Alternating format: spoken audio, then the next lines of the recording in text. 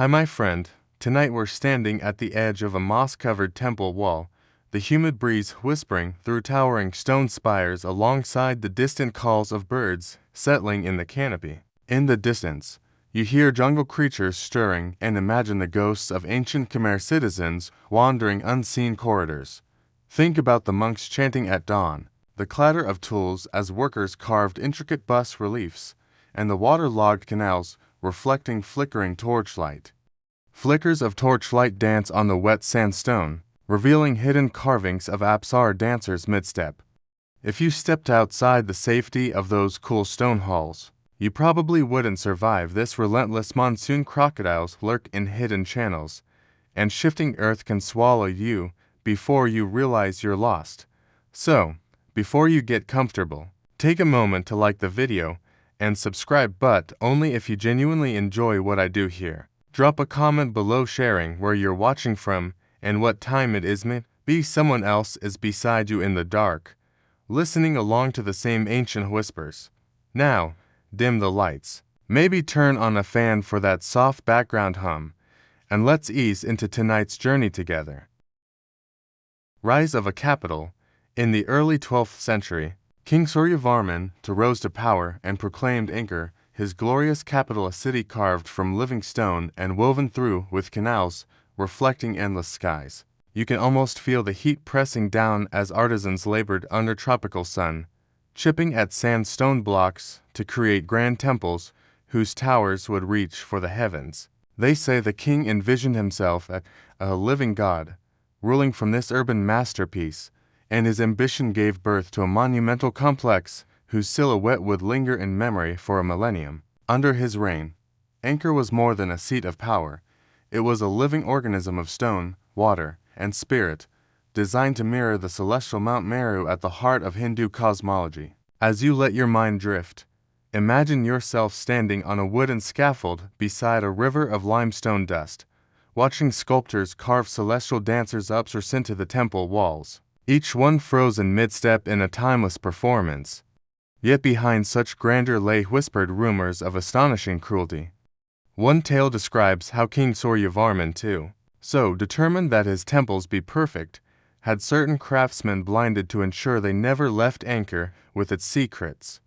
Though many historians dismiss this as legend, the story persisted in local lore for centuries, drifting through villages on the lip of the Tonle Sap like a ghost story told to hushed children at night. However tranquil the canals may appear now, they were once cluttered with barges ferrying supplies of rice, timber, and even jeweled offerings to placate the gods. In the reign of this god-king, luxury and violence walked hand in hand. Sumptuous silk wraps were woven only a few feet from the clangor of iron chisels and the cries of laborers. The canals themselves, designed to mirror cosmic rivers, had to be dredged and maintained constantly. Turning a silent gaze over those ancient moats, you sensed the rhythm of toil beaten into the city's pulse. Villages sprang up all around the capital, each one tied by a network of causeways and footbridges.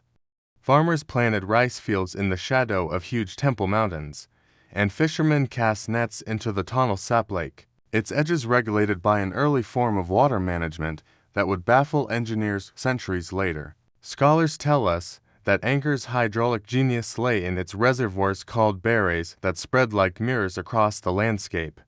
During the rainy season, water swept from the mountains was funneled into these vast tanks, ensuring paddy fields stayed lush even when the sun blazed mercilessly at midday. The grandeur of the South Barray alone, almost 2 kilometers long and 800 meters wide, still holds mysteries. Why build a water tank so prodigious? Was it purely functional? Or did it serve as a giant cosmic reflection pond, a terrestrial ocean holding up the sky? As you wander through this mental map, it's worth considering one little-known oddity. A handful of inscriptions suggest that Suryavarman II might have commissioned secret tunnels beneath the main temples to store precious relics and spoils. Few have ever dared venture there, and some local storytellers believe that the darkness within those passages has never been fully explored and that the stones themselves still hum with ancient incantations. Today, you might walk the temple terraces barefoot without a second thought. But once those hidden vaults served as sanctuaries where priests performed rites to safeguard the king's spirit. The very idea of a subterranean chamber deep beneath shining spires of stone casts a quiet thrill across your imagination, like a lullaby with a distant echo of something restless down below. Of course, not every villager worshipped these temples with unreserved devotion. Some recall in folktales how individuals refused to bring offerings, quietly invoking vengeful spirits to curse the king's line. To maintain order, Suryavarman's officials constructed city gates and watchtowers that stood sentinel over the causeways. Oral histories credit them with maintaining a grip so clad that descent was said to vanish like mist at dawn, a claim difficult to verify, but one that lingers in the air whenever you step across the threshold of Angkor's silent courtyards. You can almost breathe in the dust of history and imagine guards patrolling the stone causeways by torchlight, their silhouettes flickering against the temple walls. Yet even as Angkor flourished, cracks began to form beneath its polished facade. Farmers spoke of water levels rising higher each monsoon, and whispers circulated of the king's massive irrigation networks overburdening the land. It said that before long, engineers were scrambling to reinforce embankments, mindful that a single breach could drown whole districts in seconds. Even so, Suryavarman II pressed on with his vision, pouring labor and resources into ever more elaborate shrines. When he died, whether in battle or by other means remains unclear, Angkor lost its vital spark. The king's final resting place has never been found, and his supposed tomb within the temple grounds is the subject of ongoing searches. Historians still debate whether he was buried in a hidden crypt beneath the central sanctuary or whether his remains were lost to the jungle and the shifting courses of rivers long ago. But for one intoxicating Irwan measured in the slow arc of a monsoon season, Angkor shimmered like a jewel at the heart of Southeast Asia. Merchants traveled from the distant ports of Kampa and China, bringing silks and ceramics to trade for exotic woods and fragrant oils. Artisans sculpted bas-reliefs depicting epic battles and divine ferocities, freezing moments in stone that still speak across the centuries. You might picture them pausing at midday to quench their thirst at a nearby well, sharing rumors of royal decrees and foreign ambassadors. Though few of their melodies or idle songs remain, their hands shape the very stones you now imagine underfoot. So close your eyes and float above the spires of Angkor, just as the first rays of dawn break through mist-laden forests. Feel the resonance of history beneath you, as if each carved figure a dancing apsara or a swinging naga holds a breath in eternal suspense. Dream of the reedy calls of temple guards, the glimmer of dawn on wet stone, and the patient devotion that built this city from piles of rock and sweat. In the hush of your slumber, let the grandeur of Suryavarman II's capital and the secrets buried in its foundations lull you, as rivers of memory flow through the heart of an empire long vanished. Engineering genius. Beneath the emerald canopy of the Khmer forest, the city of Angkor thrived on a marvel of hydraulic engineering that would baffle later centuries. A vast, interconnected network of barrays, reservoirs, canals, and embankments designed to harvest, store, and distribute monsoon waters. Imagine you stand atop a low earthen dike with water lapping at your sandals, the scent of wet earth rising as the afternoon sun filters through suspended mist. In every direction, mirror-like pools stretch toward the horizon, pools so grand in scale that they appear less like human-made structures and more like miniature lakes hugging the jungle floor. The central baray alone sprawls roughly 8 by 2 kilometers, its shores lined with steep, grass-covered banks that seem to fold into misty distance. As you dip a toe into its cool, stagnant water, you can't help but whisper a prayer of admiration for the engineers who designed this marvel centuries ago. The architects of Angkor knew that without a reliable method to manage the capricious monsoon rains, their city could not support the tens of thousands of laborers, nobles, priests, and pilgrims who flocked to its temples. Seasonal floods could inundate fields one moment, then vanish the next, leaving parched soil unfit for cultivation. So, they carved out the great reservoirs, allowing the monsoon deluge to fill them, then released water in controlled quantities through stone sluice gates to irrigate the sprawling rice paddies. Picture a team of workers, shirtless men with shoulders gleaming in the midday sun, lifting heavy sandstone blocks and chiseling precise grooves where wooden gates would later fit. Each sluice gate, set within thick laterite walls, was wound open or closed via wooden levers, allowing water to flow with patient deliberation, ensuring rice fields remained lush even as the blazing sun tested the resilience of farmers' crops. Yet these hydraulic wonders were more than mere agricultural lifelines. For the Khmer rulers, water symbolized the cosmic ocean, encircling Mount Meru, the sacred axis of Hindu cosmology.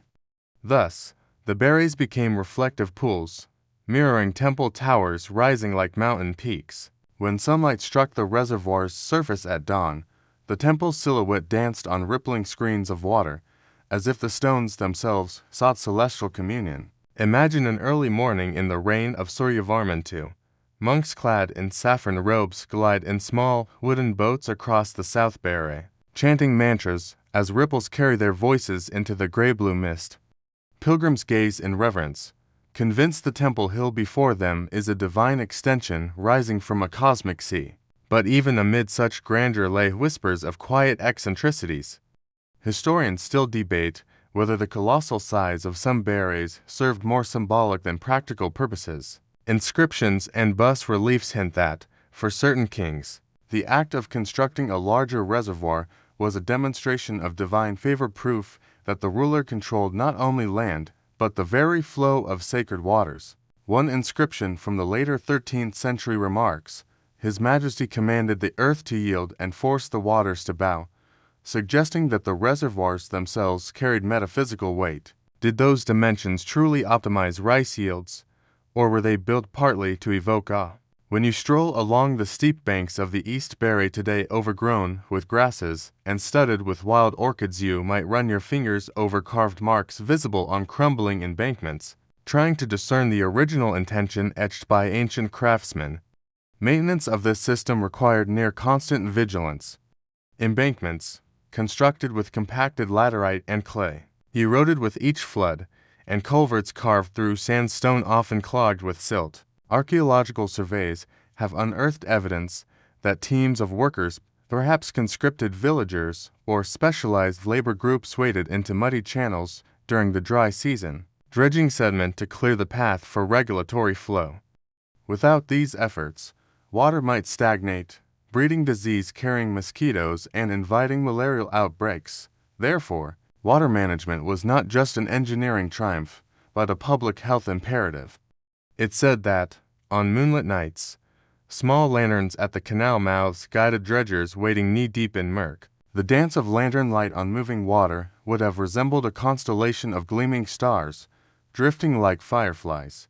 Yet the Khmer engineers faced a persistent enemy, the unpredictable climate. In years of excessive rainfall, embankments creaked and moaned under the weight of water, sometimes giving way in catastrophic breaches. A single failure of a sluice gate might unleash torrents, drowning paddies and villages within hours.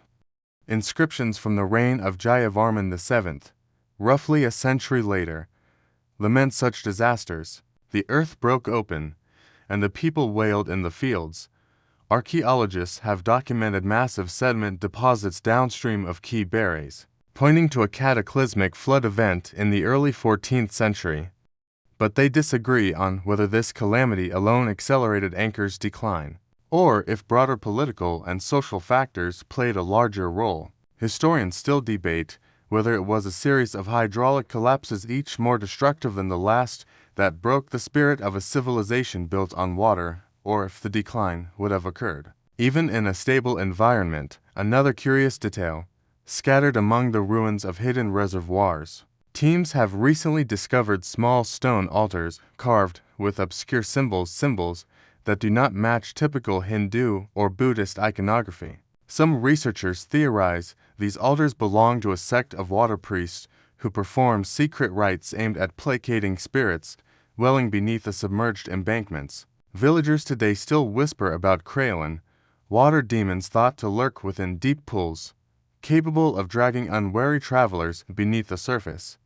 In one 19th-century oral account, a young fisherman claimed that one dawn, as he cast his net into a shadowy corner of the East Barre, he glimpsed a scaly arm slip beneath the water, though most scholars dismiss this as folklore. Nevertheless, the existence of these altars suggests that, even as Khmer engineers depended on water for survival, they also feared the hidden powers it held. Superimposed on this hydraulic tapestry was a transportation grid. Elevated causeways often paved with laterite spanned flooded plains, linking temples to urban centers and facilitating the movement of goods, armies, and pilgrims. You can still see fragments of the causeway leading to Preah Khan, where once rows of stone guardians Devas and Asuras locked in eternal tug-of-war flanked the raised road. Picture carts piled high with exotic spices rolling along these causeways, their wooden wheels sinking into wet clay before engineers spread crushed limestone to form temporary corduroy roads. Historians still debate whether these raised roads were primarily military corridors designed to mobilize troops across soggy terrain, or if they served as grand processional routes, where kings paraded before subjects in dazzling displays of power. What becomes clear as you explore the remnants of dikes, canals, and embankments is that Angkor's water management was as much a feat of psychological warfare as it was a technical achievement. By controlling the flow of life-giving water, Khmer kings broadcast their divine mandate. They were stewards not only of people, but of nature's caprice. Even now, when a sudden thunderstorm sends sheets of rain pounding the soil around Phnom Bakheng, you catch yourself imagining how those same rains once filled reservoirs to brimming heights, turning fields into shimmering expanses, and how engineers ran along the embankments, opening gates to let water sluice out in roaring sheets. In that moment, you sense a hum beneath the jungle canopy, a hum that speaks of thousands of hands tugging at ropes, carving stone, and bribing hidden spirits to ensure Angkor did not drown. It is this delicate dance between human ingenuity and nature's fury that defined the city's rise and ultimately sowed seeds of its undoing. Close your eyes and breathe in the damp, earthy air, listening for the distant rush of water and the rhythmic crack of chisels against sandstone. Let the ghostly echoes of Khmer engineers guide you through a world where water was both lifeblood and threat, a world as wondrous as it was fragile. Temples of devotion. In the heart of the sprawling Angkor metropolis, the temples stood as monumental declarations of faith, power, and architectural mastery, each one a living testament to the Khmer Empire's devotion to their gods. As dawn's first light filters through the palm-fringed plaza, imagine the soft murmur of monks draping saffron robes around their shoulders, while temple dancers upstairs begin their silent rehearsal beneath intricately carved lintels. At the center of it all looms Angkor Wat itself, its 5 lotus bud towers piercing the sky like divine markers pointing toward Mount Meru, the cosmic mountain believed to be the abode of gods in Hindu cosmology. Pilgrims from distant kingdoms Kampa, Java, even Song China made the long pilgrimage to see these temples and leave offerings of incense, sandalwood, and gold leaf.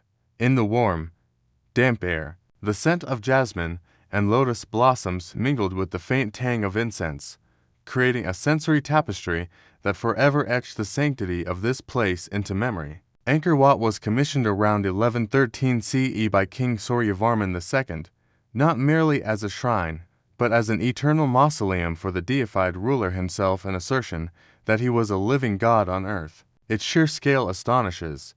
A rectangular enclosure of 1,626 meters by 1,287 meters, surrounded by a 4-meter wide moat that reflects the temple's facade in mirror-like precision. Each outer wall is covered in bas-relief friezes, narrating epic sagas, scenes from the churning of the ocean of milk Samudra-manthan, processions of celestial nymphs, and fierce battle tableau between gods and demons. Limestone blocks, quarried from Phnom Kulen some 50 kilometers to the north, were transported via an ingenious combination of canals and rolling logs, an engineering feat that could rival the temples themselves. You can almost hear the creaking of wooden rollers beneath tons of stone and the commands of overseers urging laborers onward as they haul giant blocks through thick jungle and across swollen rivers. Yet the devotion poured into these temples was not solely architectural. Inside darkened sanctuaries, priests and nuns performed daily rites, chanting mantras in Sanskrit, anointing deity images with fragrant oils, and offering rice, flowers, and betel nut. The inner sanctum, the Garbhagriha, housed massive sandstone lingams dedicated to Shiva, radiating an energy that local devotees believed could bestow fertility, healing, and fertility upon the land. Women hoping for children left behind tiny gold plaques etched with prayers. Men seeking victory in battle sacrificed long strands of their hair in silent homage. Even children, some no older than 7 or 8, were initiated into temple service as acolytes, learning to read sacred scripts and assist in ritual drumbeats that echoed off stone pillars. In those hushed chambers, time seemed to slow to the rhythm of incense coils spiraling upward, each wisp promising a connection between the mortal realm and the realm of deities.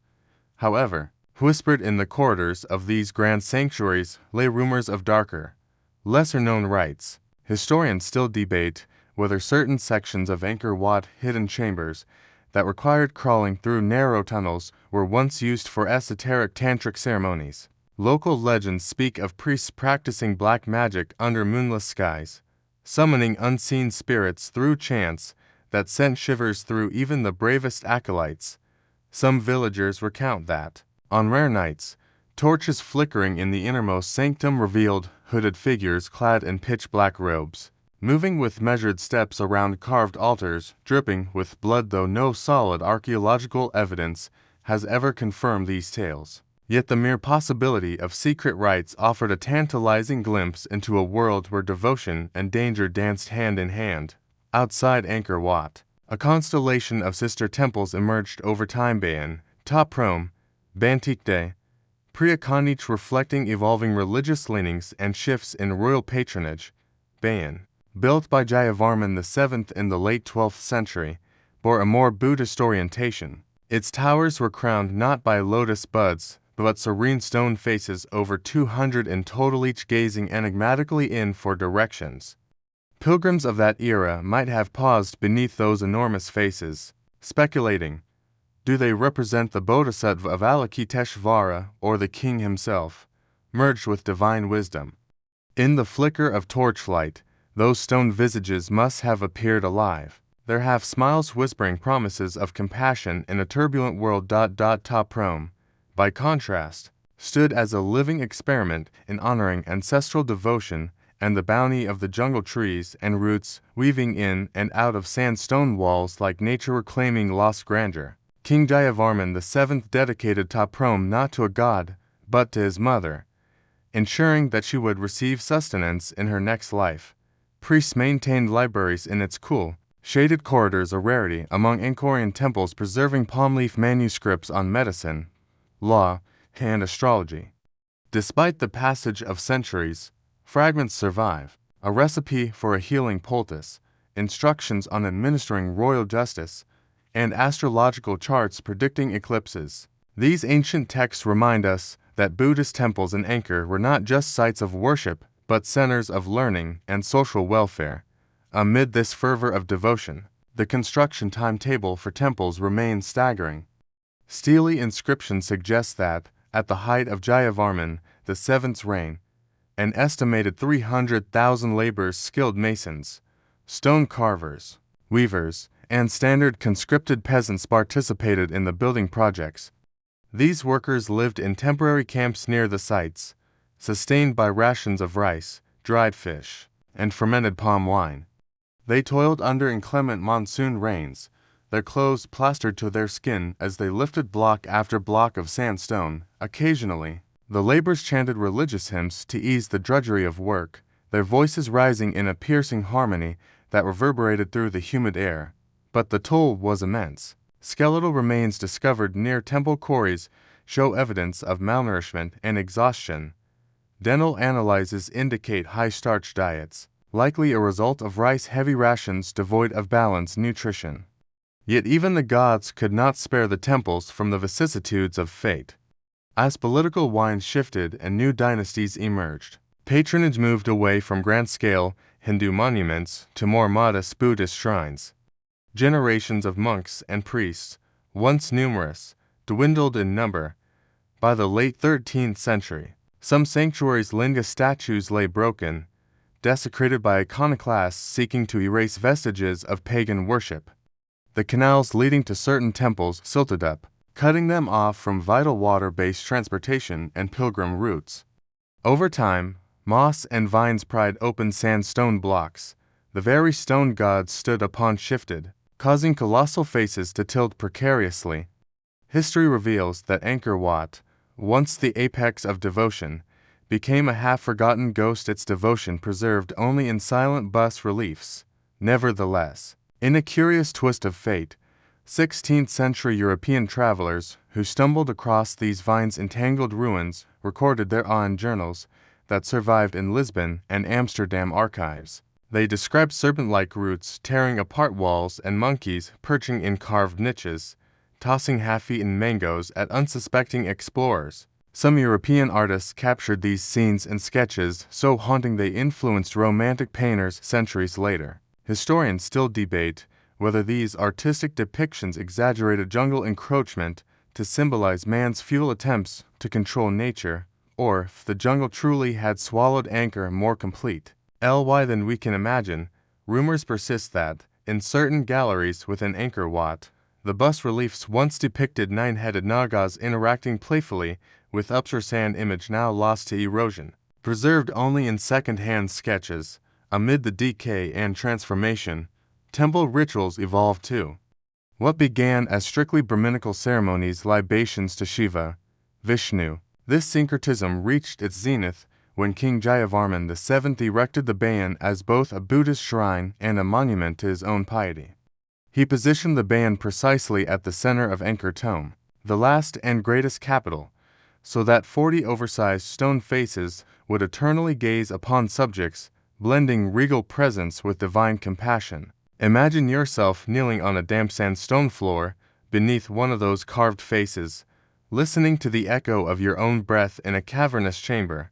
You sense that devotion is a living, breathing thing, one that mutates with every generation, shifting as kingdoms rise and fall. Though today you can only trace bas-relief outlines with trembling fingertips, once priests and pilgrims painted these walls in vivid hues of red, blue, and gold. Colored pigments, made from crushed minerals and plant extracts, would have created a kaleidoscopic vision, temple walls ablaze with scenes of gods descending on chariots of fire, celestial dancers swirling in midair, and kings receiving blessings from divine beings. Locals still discover tiny flecks of pigment when they dig near foundation stones, faded reminders that these temples once glowed as luminous as jewels in the jungle. As the sun sets on Angkor, imagine torches illuminating the cavernous sanctuary where bones of broken icons lie buried beneath layers of moss. Priests chant their last hymns before circling back to sleeping quarters within the temple precinct. Shadows flicker on the walls, silhouettes of Upsars forever frozen mid-dance. The resonant bell tones of a wooden drum echo across the courtyard, signaling the end of worship. You rise and step onto the worn stone steps, feeling the weight of centuries pressing beneath your soles. In that sacred hush, you gather a fleeting sense of what devotion meant to the Khmer and allegiance to gods, kings, and cosmic order that transcended mortal boundaries. Even if the rituals have faded, their spiritual imprint endures in every carved face, each lotus bud, and every channel of water once channeled to honor divine presence. In this realm where stone meets spirit, you drift toward sleep, carried by the echoing hum of temple drums and the ghostly murmur of incantations. As you surrender to midnight's embrace, let the temple's devotion, its grandeur, and its fragility linger like a lullaby in your dreams. Society and hierarchy. In the dense heart of the Khmer Empire, Angkor was not merely a collection of temples and canals, it was a living, breathing organism sustained by a complex web of social relationships, obligations, and hierarchies. Imagine walking down a broad causeway toward the city's core. On either side, you first encounter small clusters of humble wooden stilt houses where rice farmers and fishers rise before dawn to prepare their day's work. As you continue, the dwellings gradually give way to larger brick structures occupied by skilled artisans, stone carvers, bronze casters, and weavers who supply the court with exquisite textiles, temple decorations, and ritual implements. Further on, imposing terrace platforms mark the residences of nobles and bureaucrats whose officials ensure that tribute flows in and that royal edicts are enforced. At the summit of this social pyramid sits the king himself, divine in origin, seated atop a throne carved from sandalwood beneath a gilded pavilion. Each rung of this ladder depended on the one below it, creating a system so interdependent that every person, from a lowly serf to a favored courtier, played a role in sustaining the empire's grand illusion of eternal stability. At the base of the pyramid were the majority, farmers who toiled in flooded paddies and fishermen who cast nets in waterways teeming with fish. Their labor, measured in rice baskets and woven mats, filled the granaries that fed the city's multitudes. During the wet season, entire villages contributed corvée labor, a form of state-imposed service toward temple construction and canal maintenance. Under threat of corporal punishment, families sent able-bodied men to work on massive earthen embankments, their bodies glistening with sweat as they carried baskets of laterite in 10-kilometer-long supply lines. Though rice was their staple, evidence suggests that some rice paddies also yielded fish trapped by seasonal floods, a crucial supplement to the farmer's diet.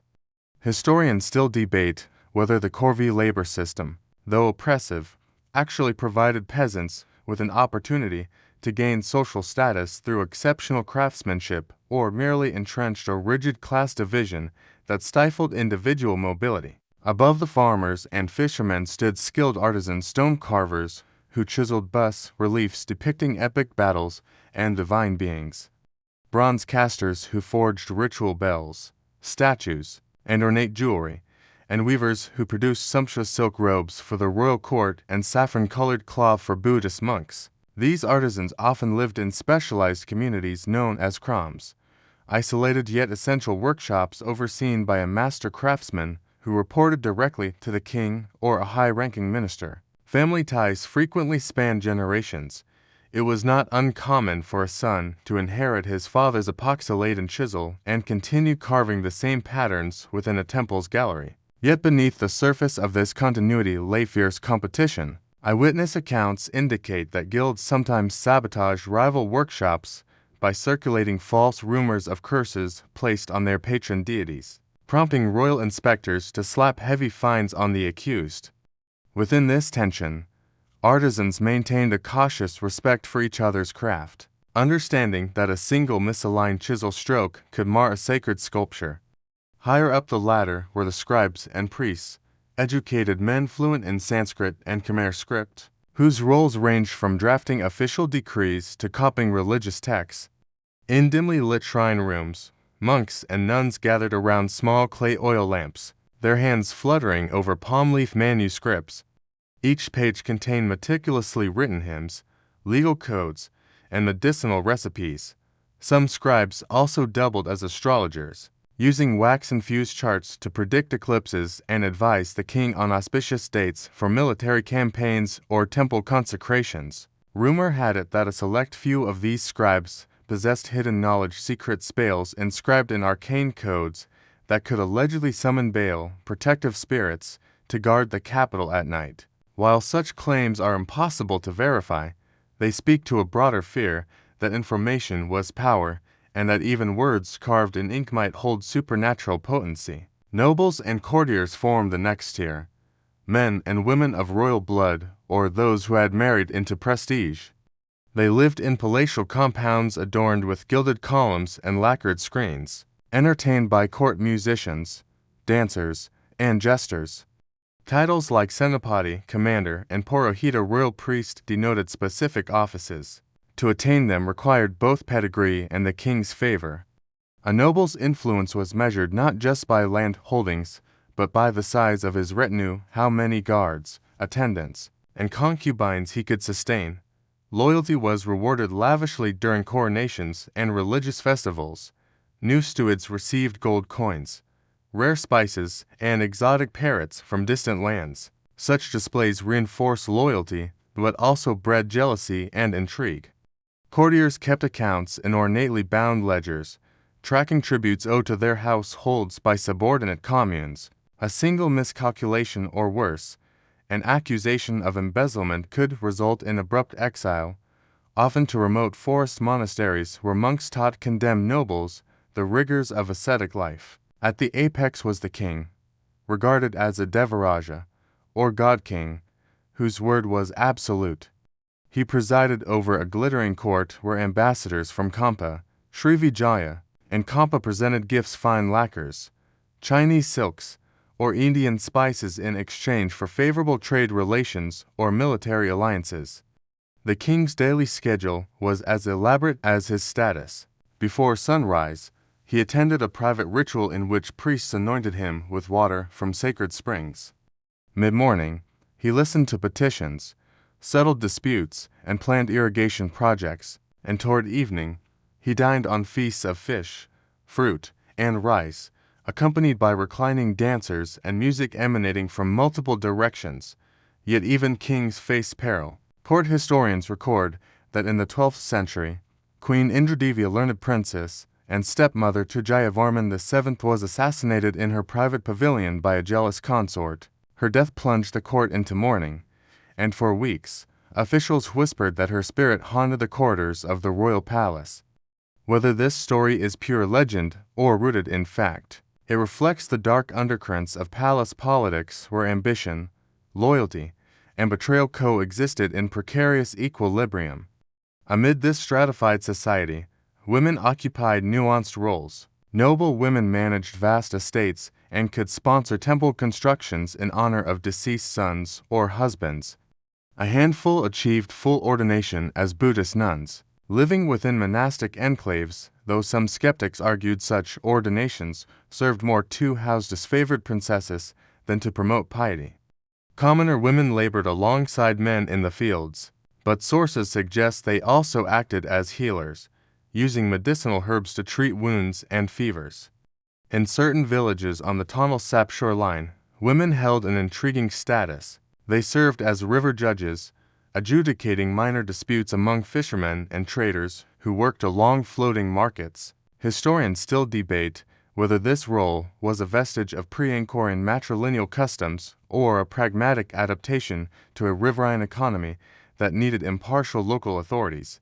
Below the social ladder's tiers existed a shadowy underclass, slaves and war captives, prisoners seized from conflicts with Kampa or capture during raids by Thai and Vietnamese forces were often brought to Angkor and assigned to menial labor clearing groves, carrying stone for temple foundations, or tending royal stables.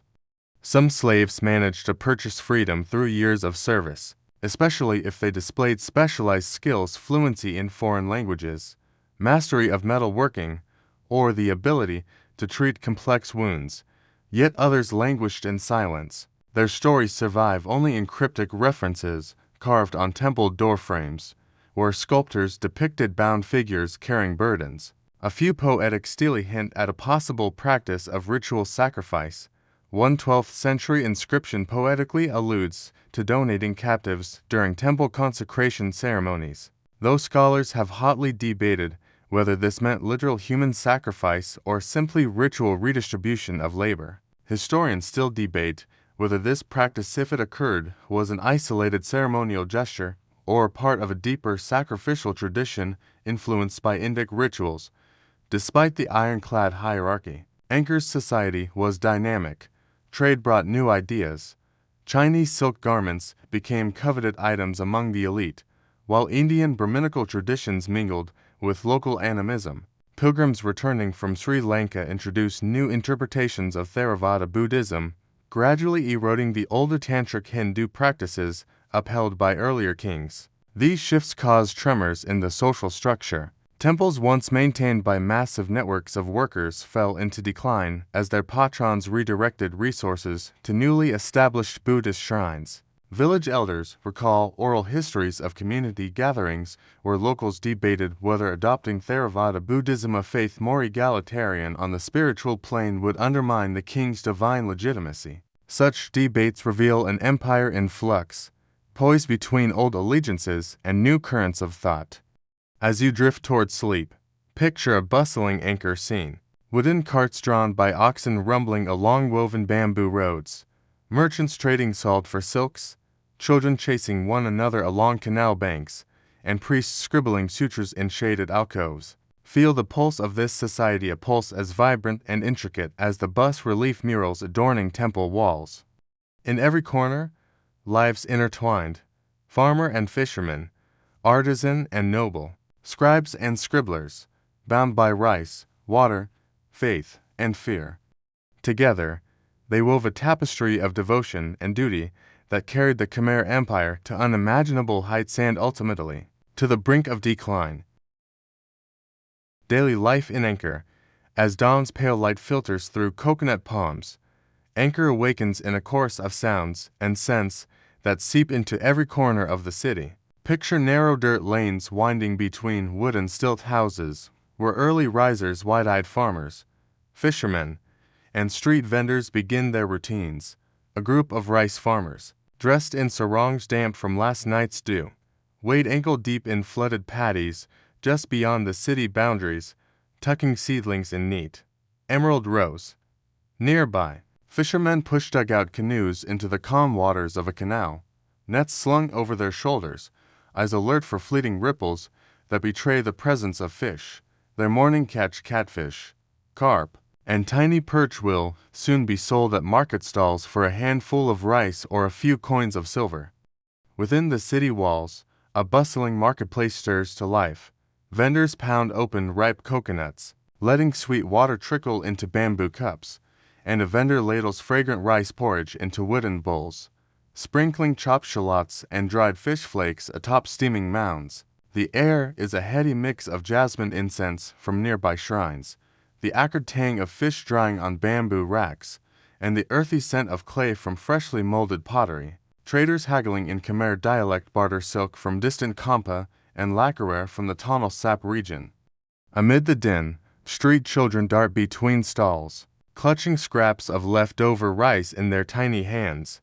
Their laughter resonates like bells, melding with the squawk of caged minna birds and the rhythmic clink of ceramic bowls. In homes constructed on stilts, family life revolves around simple routines.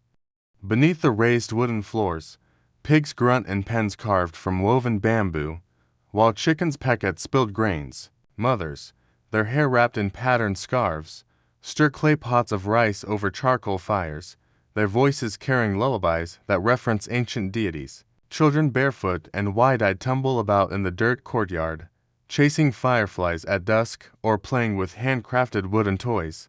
Fathers, often returning from surveying flooded fields or negotiating prices for buffalo plows, pause to remove their sandals before greeting the household shrine, bowing 3 times as they pour a libation of water and offer frangipani blossoms. This ritual is woven seamlessly into daily life, a quiet moment of gratitude at the boundary between private family matters and the greater spiritual cosmos. As the morning sun ascends, artisans settle into their workshops, clusters of simple open-air structures roofed with thatch or wooden shingles. Stone carvers crouch on mats, meticulously chiseling bas-reliefs that depict celestial dancers, mythic battles, and sacred serpents. The soft tapping of chisels against sandstone echoes across the courtyard, punctuated by the occasional murmur of a master craftsman offering guidance. Bronze casters skilled in the lost wax casting technique imported from India melt copper and tin over clay kilns, their metal gleaming in the orange glow as they pour molten bronze into intricate molds. Spinners and weavers sit cross-legged at wooden looms, weaving silk threads dyed with crushed indigo and turmeric into patterned fabric that will be worn by nobles or presented as offerings to the gods. The vibrant colors, deep blues, radiant golds, and earthy reds stand out against the muted green of the surrounding jungle. By midday, the scent of lotus petals and jasmine wreaths drifts from temple courtyards, Devotees arrive barefoot, carrying small brass bowls filled with cooked rice, bananas, and sticky rice cakes wrapped in banana leaves. Monks, clad in saffron robes, chant in unison, their baritone voices humming like bees in a hollow log. Women drape offerings at the feet of deity statues, sandalwood scraps, folded lotus petals, and small coins engraved with the king's profile. Some pilgrims press their foreheads to the temple lintels, tracing their fingers along the bas-relief carvings as they whisper private prayers. Historians still debate whether these acts of devotion were primarily acts of piety or subtle displays of allegiance to the ruling king, blurring the line between faith and political obligation. As afternoon light softens, markets transition into gathering places. Street storytellers sit beneath the shade of banyan trees, reciting tales from the Ramayana and Mahabharata in Khmer verse, their expressive hands punctuating moral lessons. Villagers pause their work to gather around, listening attentively as children, seated at the front, lean forward eagerly to catch every word. Nearby, herbal healers set up simple folding tables, displaying gleaming jade and obsidian pendants believed to ward off evil spirits, alongside roots of turmeric, tamarind, and lemongrass. They whisper diagnoses gleaned from checking pulses and examining one's tongue, prescribing poultices that blend crushed herbs with animal fat remedies passed down through generations. A few skeptical city dwellers dismiss these treatments as superstition, while others swear that even bruises and fevers bow before the healer's uncanny touch. Late afternoon brings the clangor of heavy wooden wheels. Ox-drawn carts laden with timber, rice sacks, and woven mats trundle along raised earthen causeways, bound for the royal granaries or temple construction sites. Pigs squeal in the back of open carts, and traders use the reverberating clatter of wheels to signal their approach through narrow lanes. Fishermen return with larger catches, their boats groaning under the weight of fish bound in reed baskets. Young women bustle through crowded lanes, balancing bamboo trays on their heads, selling dried fruits, bananas, mango slices, and sticky palm sugar confections that glisten like amber in the low light. The aroma of spiced fish curry kelaguen mixes with the earthy tones of fresh fish sauce, enticing travelers to stop and savor a quick meal at makeshift stalls. As dusk descends, lantern-lit processions of monks, nuns, and lay followers wind their way through city gates, chanting protective sutras under the soft glow of candled horns. Their silhouettes flicker against the deepening blue sky, and the rhythmic thump of drums reverberates through silent courtyards. Dinners are simple affairs. Bowls of rice porridge with shredded chicken, topped with handfuls of freshly chopped herbs, mint, basil, and coriander. Families gather on wooden platforms, sharing what little they have, recounting the day's events. A farmer might grumble about water levels rising too quickly, while a fisherman laments tangled nets from sudden storms. Yet laughter often breaks through these conversations, especially when elders recall stories of mischievous monkeys stealing offerings from temple altars or young apprentice craftsmen accidentally carving a bas-relief of an extra finger on a deity statue, an oversight that earned whispers of a divine curse until corrected. Nightfall brings a unique tranquility. The sky, punctuated by distant stars, seems vast and eternal. Women light small oil lamps outside their homes, and the lamplight dances on smiling faces. Crickets offer a steady serenade, and in some quarters, solitary musicians sit cross-legged, plucking strings of a Kim bamboo xylophone, guiding the rhythm of lullabies that drift through open windows. A scent of jasmine wafts through the air, mingling with the gentle hum of the river in the distance. In these final moments, as Angkor's denizens seek rest, the city's pulse slows but never fully stops. Even in slumber, the city remains alive, its rivers quietly lapping, its canals murmuring secrets, and its bat colonies flitting between temple spires in search of insects. By the time the first cock-a-doodle-doo sounds in the east, Angkor will already be stirring once more. Life in the city is both repetitive and unpredictable, a delicate balance of toil, faith, and community that persists under monsoon skies. It is in these rhythms of rice planting and harvesting, of temple offerings and ceremonial drums that one glimpses the soul of Angkor, resilient, adaptable, and eternally intertwined with the land and water. So as you drift off, let the soft chanting of monks, the distant clang of temple bells, and the echoing hum of human endeavor lull you into a peaceful sleep. Monsoon rhythms. The heartbeat of Angkor pulsed in time with the monsoon rains, a cycle both life-giving and terrifying. As clouds massed on the horizon, signaling the arrival of wet season, villagers and city dwellers alike prepared for weeks of torrential downpours that would transform the landscape overnight. Imagine a morning when the sky darkens to slate gray by mid-afternoon, and within moments, sheets of rain fall so hard they blur the outlines of temple spires.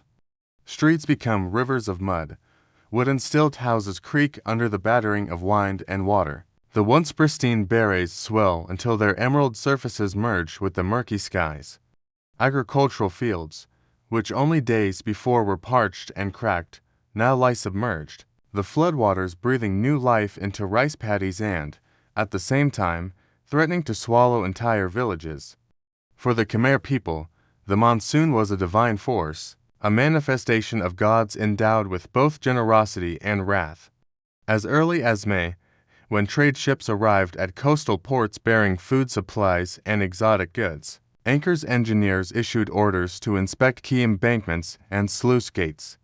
Teams of workers scurried to reinforce earthen dikes with fresh layers of packed laterite soil, and carpenters rushed to construct wooden barriers, temporary dams to regulate canal flow. From a distance, the city resembled a living organism, its arteries canals, ready to channel the flood of nourishment. Yet those same arteries could turn into conduits of destruction if miscalculations occurred. Imagine a convoy of ox-drawn carts laden with sacks of rice trying to cross a raised causeway at twilight, their path suddenly submerged when an upstream sluice gate failed. Men and animals alike scrambled to reach higher ground, hearing the groan of buckling timber and the guttural roar of rushing water carrying debris, tree branches, uprooted reeds, even frightened livestock toward the city's heart. Despite these dangers, residents believed the monsoon held sacred significance. They whispered that the first thunderclap after a prolonged dry spell marked not only the onset of rains, but also the opening of a celestial portal. In the days leading up to this event, Brahmin priests consulted water diviners called Chen, individuals who could interpret subtle signs, such as ripples on a small pond or the flight patterns of certain birds to predict the precise moment when rains would begin. The ceremony took place at a small shrine near the edge of the South Beret. Priests would chant in Sanskrit, sprinkling ash and powdered sandalwood into a bronze bowl of water. When the mixture formed bubbles, the crowd erupted in joyful murmur, certain that the blessings of Indra, god of rain, would soon quench the thirsty land. Yet the ceremony also served to reinforce social cohesion. Artisans and farmers gathered to witness the prophecy, feeling reassured that the cosmos still aligned with Angkor's destiny. The monsoon rains could persist without pause for days, sometimes weeks, and during peak deluges, daylight itself seemed to vanish beneath the unbroken veil of gray. Water raced through canals, lashing against temple foundations, eroding mortar and accelerating the decay of lesser-maintained structures. In such times, villagers seeking refuge in elevated gallery corridors would gather around small oil lamps, listening to the hollow roar of thunder echoing off stone walls. They would share songs about protective spirits called Nita, believed to dwell in sacred trees and stones, whose favor could ward off floods and disease. In fact, one little-known manuscript fragment describes a secret rite in which priests installed small clay figures of Nik tall long embankments, chargeless offerings intended to appease local water spirits. This curious detail suggests that, even as Khmer engineers relied on practical methods to manage water, they also turned to supernatural safeguards. The transition from wet to dry season was equally dramatic. With the first light rains subsiding around October, canals receded rapidly, depositing silt across low-lying fields. Fish trapped in shallow waters suddenly found themselves stranded in small pools of windfall harvest, eagerly chased by children and elderly women before authorities imposed fishing bans to conserve stocks. Farmers seized these final days of moisture to transplant rice seedlings in newly dried paddies, working knee-deep in soft mud, their legs coated in a living tapestry of clay and vegetation. They sang folk songs to encourage friendly rainfall for the next season, even as piles of thatch and timber indicated that houses would soon require roof repairs before the next monsoon. Temples flush with moisture sprouted clumps of moss and algae on their northern faces. Temple workers scurried to scrape away this living scum, aware that unchecked growth could compromise sandstone integrity over time. Yet even as water retreated, hidden threats lingered. Pools of stagnant water became breeding grounds for mosquitoes carrying malaria and dengue diseases whose symptoms struck swiftly, leaving victims delirious or writhing in fever.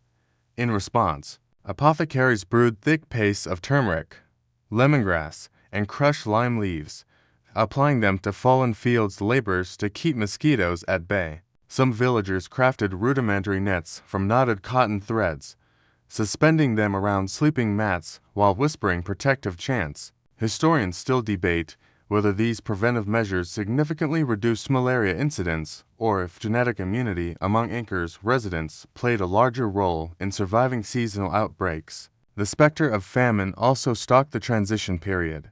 If floods had been so catastrophic as to destroy entire rice stocks, food reserves dwindled rapidly, forcing city officials to authorize rice distribution from royal storehouses. The king's scribes recorded these ration orders on palm leaf scrolls, detailing exactly how much rice each commune should receive per household. Yet a few steely inscriptions lament that, even with ration controls, some regions experienced severe shortages, possibly due to corruption or logistical delays. One stele from Angkor tomb records the death of 1,000 people in a single month, though scholars dispute whether this figure reflects famine casualties alone or includes other calamities like raids and disease. The uncertainty remains a fascinating point of contention. Historians still debate whether famine events were localized or empire-wide crises that precipitated widespread unrest. Amid these hardships, artisans found ways to commemorate the monsoon's power. Some stone carvers sculpted dramatic bas-reliefs depicting scenes of gods battling cosmic floods, showcasing serpentine nagas entwined with human figures, symbolizing both terror and renewal. One such bas-relief, located in a lesser-known gallery of Ta Som Temple, reveals a peculiar detail: a small figure of a child holding a lotus stalk, seemingly calm amid swirling waves. Local lore suggests this child represents a mythical hero who calmed the floods by reciting a secret mantra.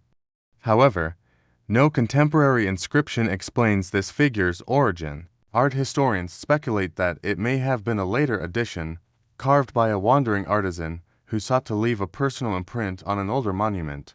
This intersection of official religious iconography with folk legend highlights the porous boundaries between sanctioned belief and grassroots lore in Angkorian society. Military operations, too, adapted to monsoon rhythms. Campaigns against rival states Kampa to the east or Thai principalities to the west were typically planned around water levels. During the early dry season, cavalry units traversed dry paddy fields, while war canoes, manned by Khmer mariners, launched surprise raids via flooded canals.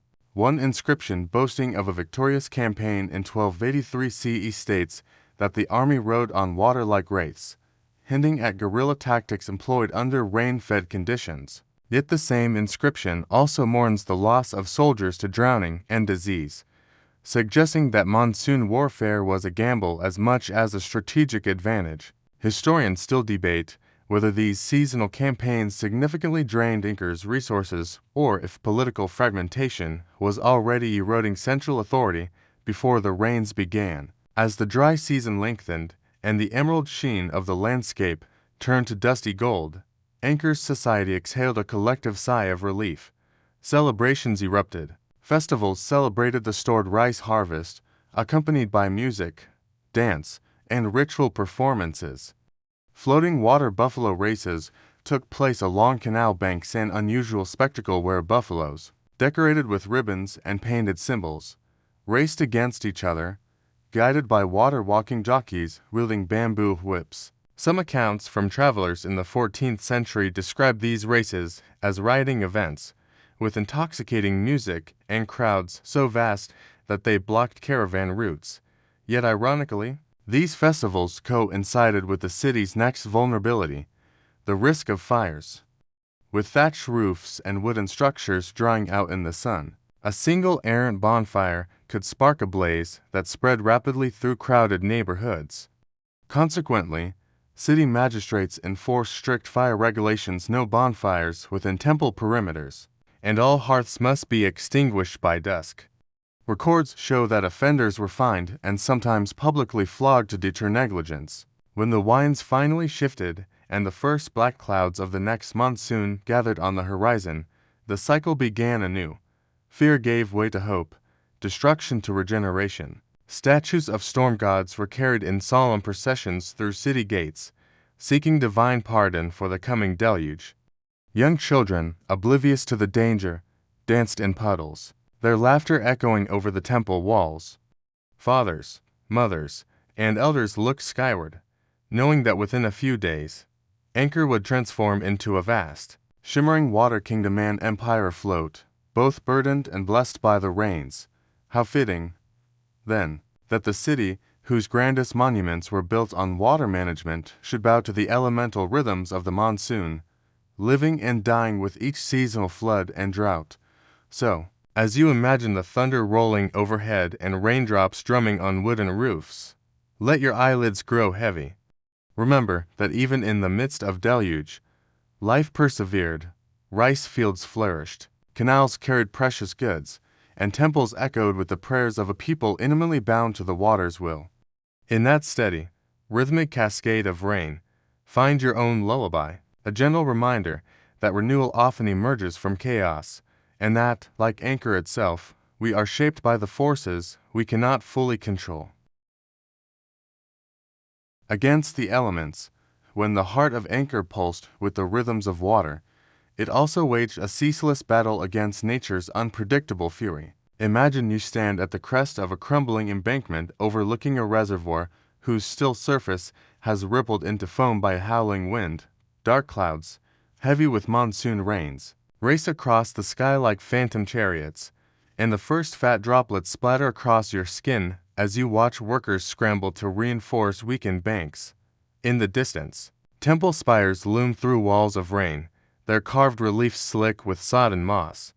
You can almost feel the resonance of ancient timber beams creaking under strain, the damp smell of earth turning to mud, and the anxious murmur of villagers stoking small fires by the canal's edge to ward off chill gusts. This was Angkor's daily reality, a city perched precariously between abundance and annihilation, forever striving to master yet never fully controlling the elements. The massive embankments or dikes constructing the city's barriers had been engineered to withstand seasonal surges, but the Khmer soon discovered that sheer human will could not guarantee permanent security. Each year, as the water level of a reservoir edged toward capacity, engineers dispatched teams armed with baskets of packed laterite to plug small leaks before they widened into catastrophic breaches.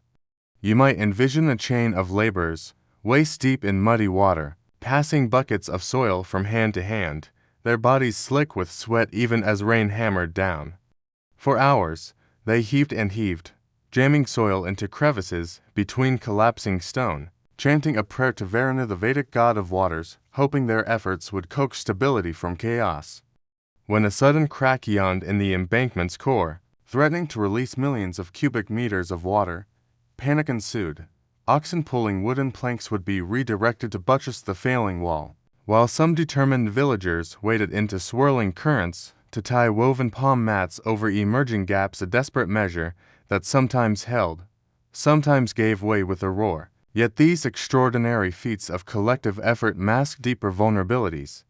Deforestation in areas upstream eroded soils, causing sediment to build up behind embankments and altering water flow patterns. Historians still debate whether this unchecked logging driven by ceaseless construction of new temples and urban expansion was the pivot point that shifted flood dynamics from manageable to menacing.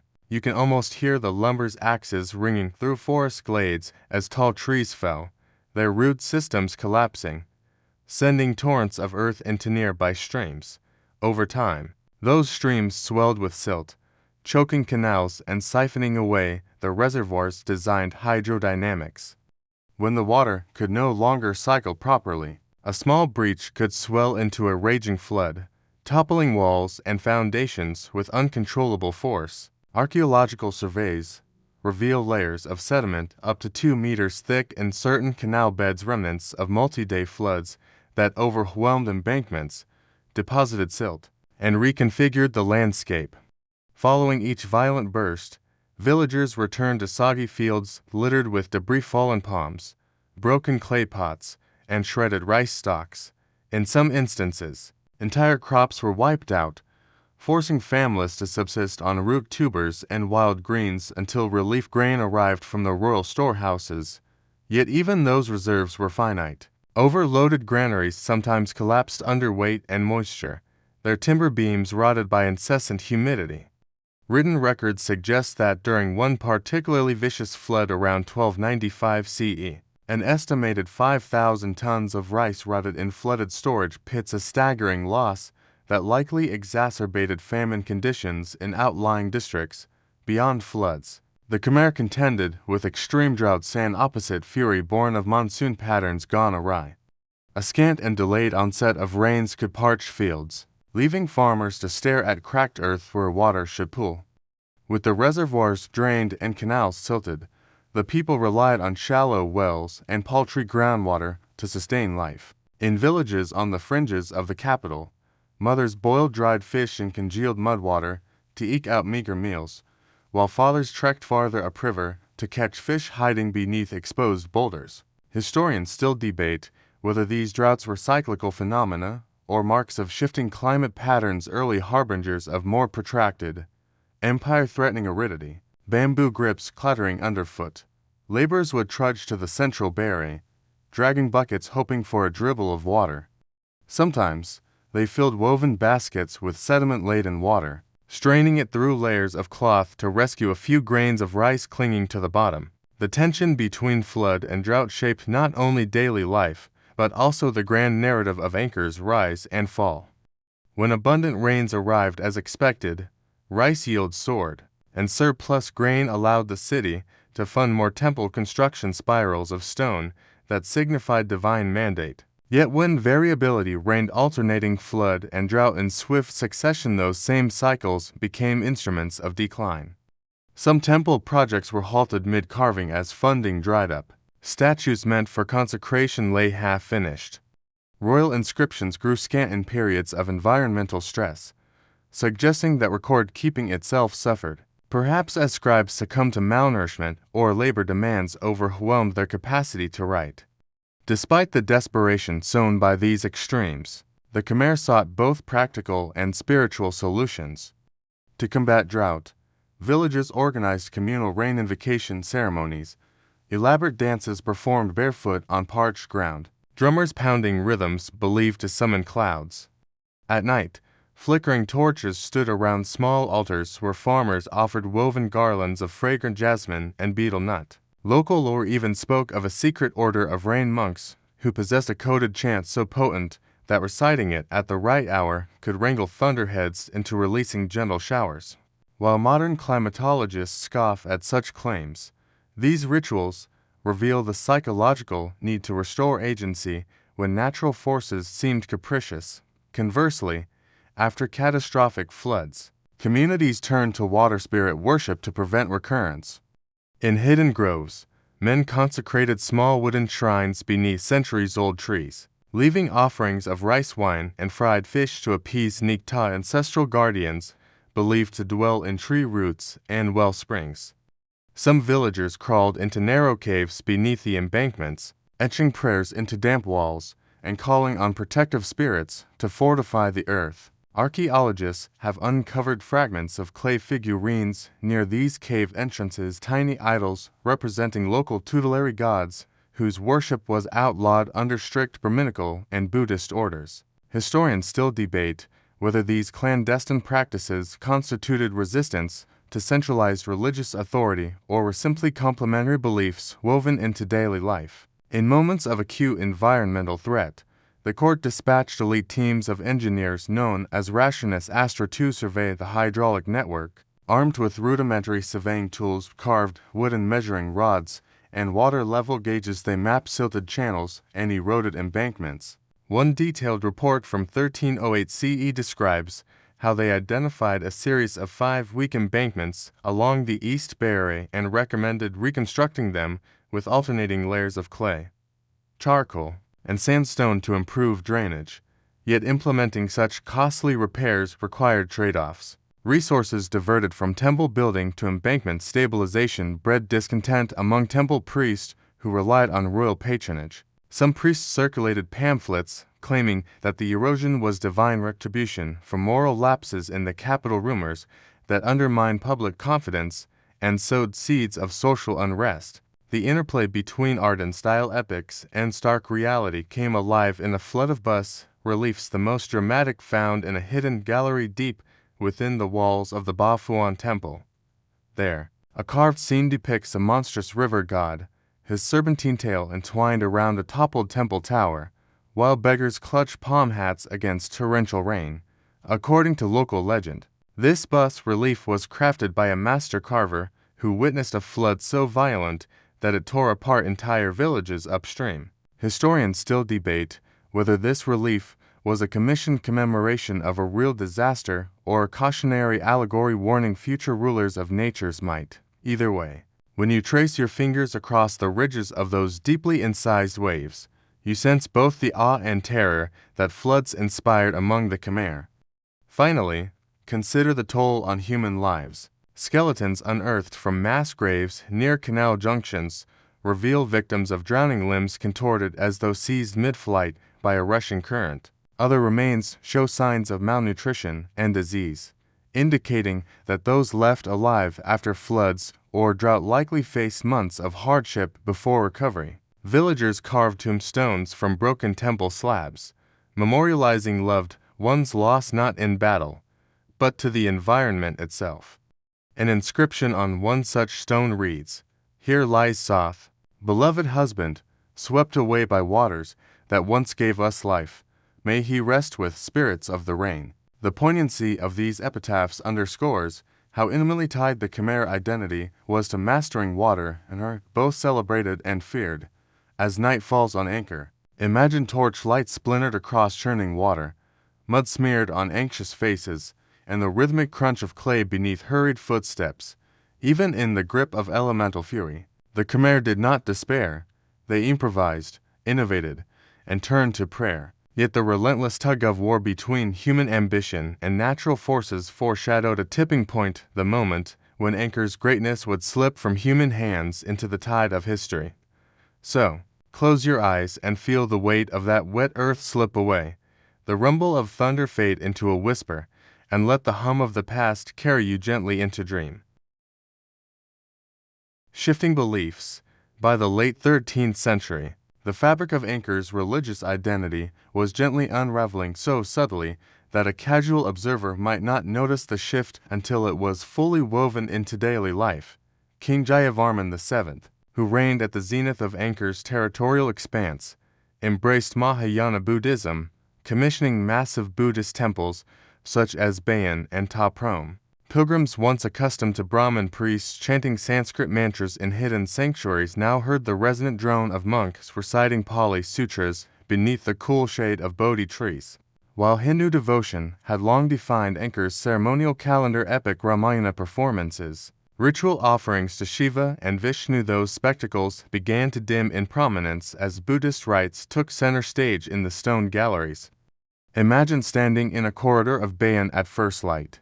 Saffron-robed monks shuffle in barefoot, their robes fluttering in the gentle breeze, while devout laypeople bow before serene stone Buddhas whose eyes seem to follow you.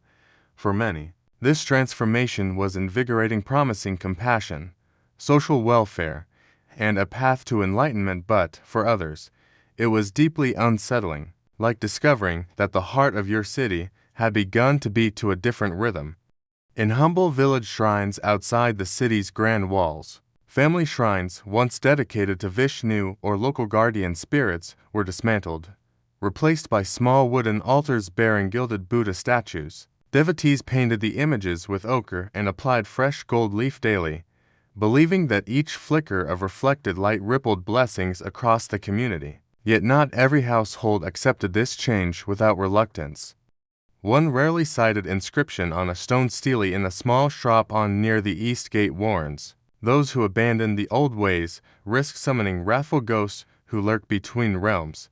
Locals whispered that some village elders practiced clandestine tantric rituals deep in the jungle, offering the last vestiges of Hindu Brahmanical rites to an unseen deity called Yama, the Lord of Death. These rites involved placing freshly carved lingam stones at fork tree roots, then wrapping them in cloth imbued with rice vinegar, a pungent act aimed at ensuring that the old gods would not be forgotten or angered by the rising tide of Buddhism. Historians still debate whether such clandestine practices represent a genuine resistance to religious change or merely soothed villagers' anxieties as communal identity shifted within city walls. Jayavarman VII's prescriptions for a merciful state led to an explosion of hospitals, rest houses, and Botri sanctuaries, one of which, at Top Rome, was said to provide free healing balms and herbal tea infusions to any traveler. Inscriptions detail how charitable nuns and physicians of the temple blended turmeric and galangal into paste, rubbed into wounds, and brewed tea from lemongrass to calm fevers. Ordinary citizens watched these healing rituals wonder as healers chanted breezy Pali verses, a reassuring cadence that contrasted with the more ritualized Sanskrit hymns once used in royal infirmaries. Some villagers believed that this integration of medicine and Buddhism bestowed instant relief. A story from the mid-13th century describes a traveling trader, afflicted with a festering wound, who was cured overnight after applying blessed balm handed out by a Top Rome nun.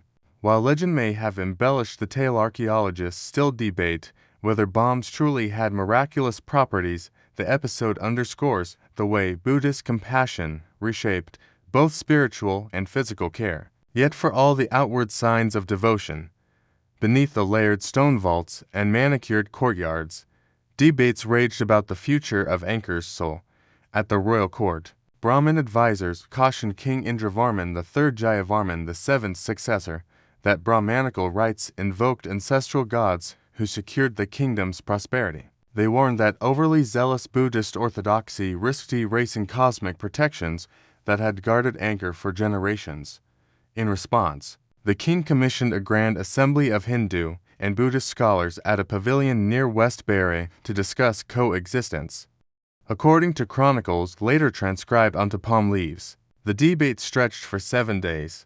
One young Brahmin named Varanasi argued that the churning of the ocean of milk, depicted so vividly on Angkor Wat's bas-reliefs, symbolized a cosmic partnership between gods and demons, an allegory for balance in nature. He insisted that, without daily puja to Shiva, the world could fall into chaos. Across the courtyard stood a Buddhist monk named Sameta, draped in saffron, who read passages from the Dhammapada, citing the impermanence of all things, even deities, and suggesting that moral virtue, not ritual offerings, would sustain the realm.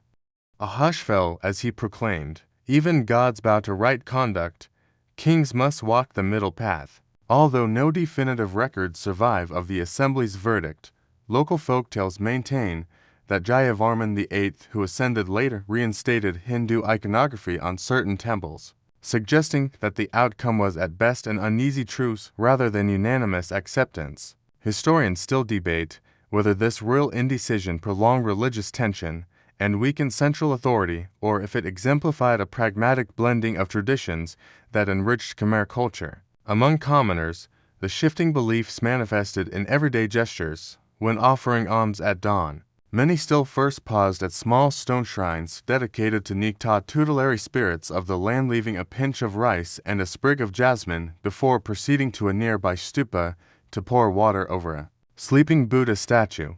Children learned to recite simple Pali blessings, But on festival days, they also watched masked dancers perform scenes from the Ramayana Hanuman's heroic leaps and Ravana's multi-headed menace attired in vibrant silks, conveying moral stories that link the old and new faiths. In remote hamlets, shamans known as crew, once intermediaries for animistic spirits, found themselves mediating between villagers who still feared ancestral wrath and itinerant monks preaching universal compassion. Too many crew disappeared into the jungle, convinced that any attempt to resist Buddhism would invite divine retribution from above. But some adapted, using Buddhist mantra to strengthen their own rituals, invoking both Buddha's mercy and local forest spirits to heal sick family members. Their dual practices may seem contradictory to modern sensibilities, but they reveal how villagers synthesized belief systems to navigate the evolving spiritual landscape. Simultaneously, temple architecture began to reflect this syncretism in subtle ways. At Decay, the central sanctuary rings with bas-reliefs showing both Mulsharm Hindu deities and seated Buddha figures in alternating panels, a design choice that many art historians consider a deliberate statement of unity. Stones once carved with Garuda emblems were re-chiseled to include lotus motifs, effectively symbolizing a lotus rising from chaotic waters, a Buddhist metaphor for enlightenment emerging from suffering. Temple scholars measure the change in iconography by inches. Some carvings show traces of original linga shapes beneath later layers of Buddha in meditation. These ghostly underlays, revealed only when stone flakes off in heavy rain, suggest a hidden history, one sacred to those who know to look closely. Historians still debate whether the blending of motifs was a top-down royal initiative or a grassroots phenomenon driven by artisans commissioned to adapt existing temples to new religious purposes. The shifting beliefs also altered funeral rites and memorial practices. Whereas Hindu funerals had traditionally involved cremation on open pyres, Buddhist customs favored burial or cremation, followed by stupas to house relics of the deceased. Royal funerary chhatras, ornate umbrellas carved in stone, appeared atop new stupa complexes, signifying the deceased's attainment of higher states of existence.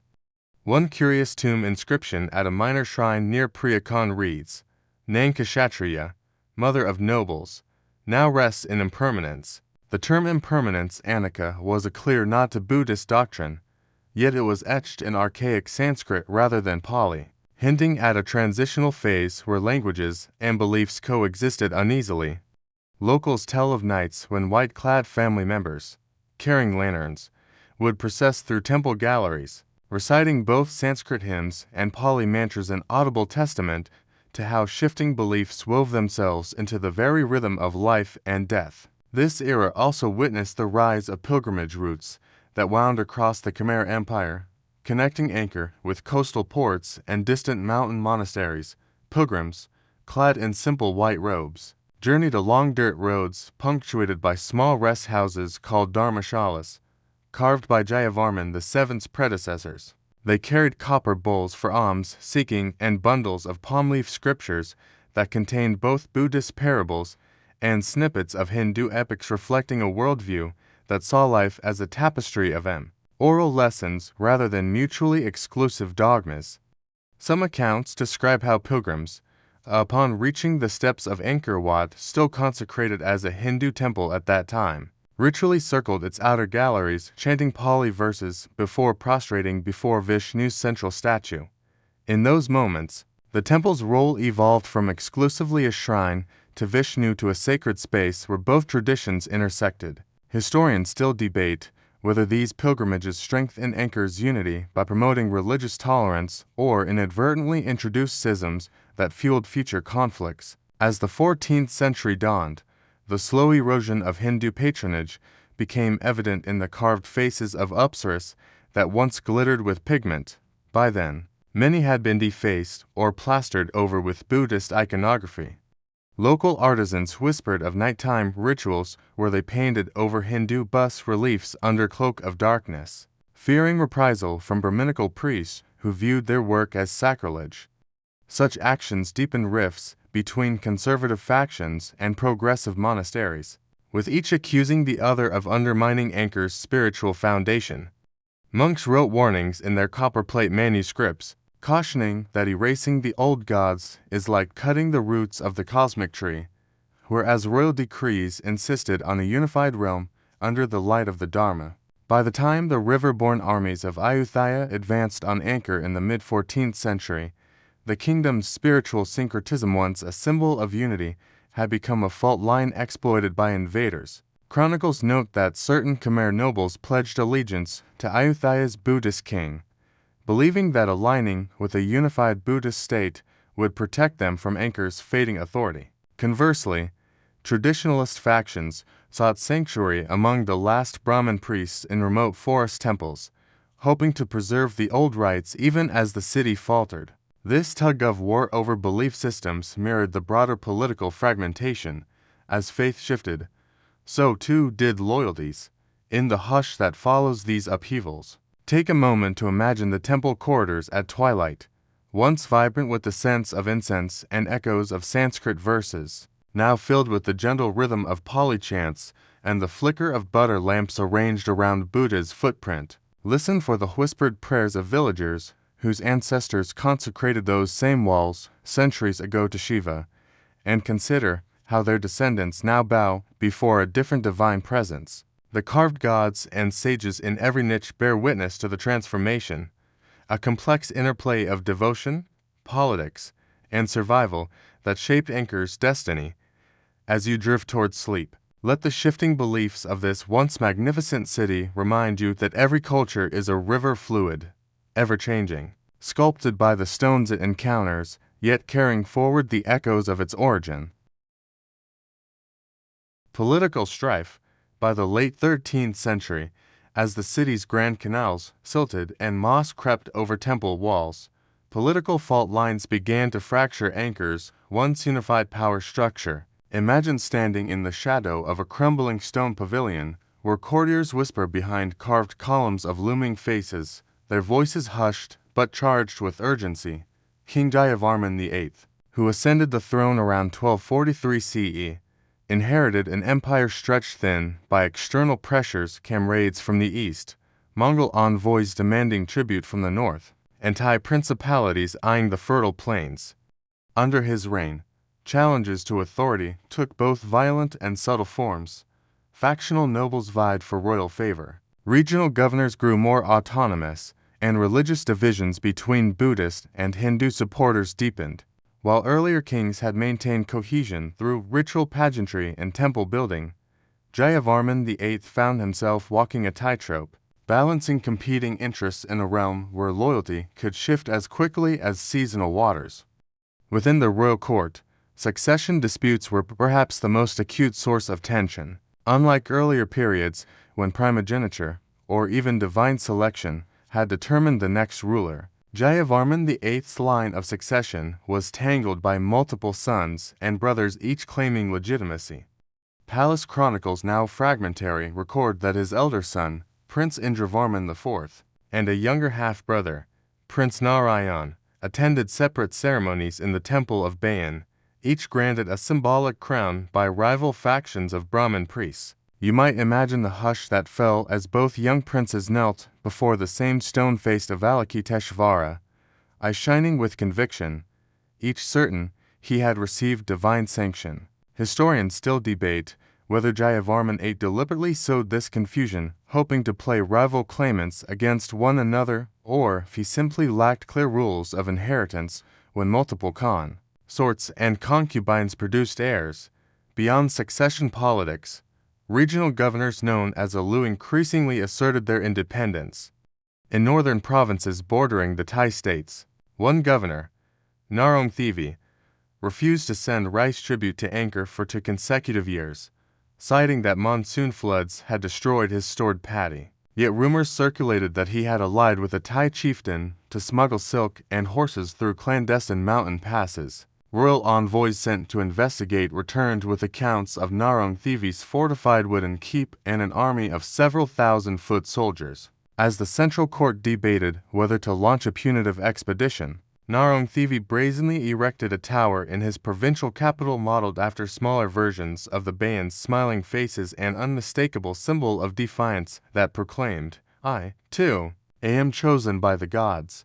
Some Khmer scribes lamented that the empire had become 1,000 little kingdoms, each vying for status by co-opting royal imagery. Historians still debate whether such acts of defiance were driven primarily by opportunistic ambition or genuine beliefs that the central court had lost divine favor. Amid these fractures, Khmer incursions delivered devastating blows.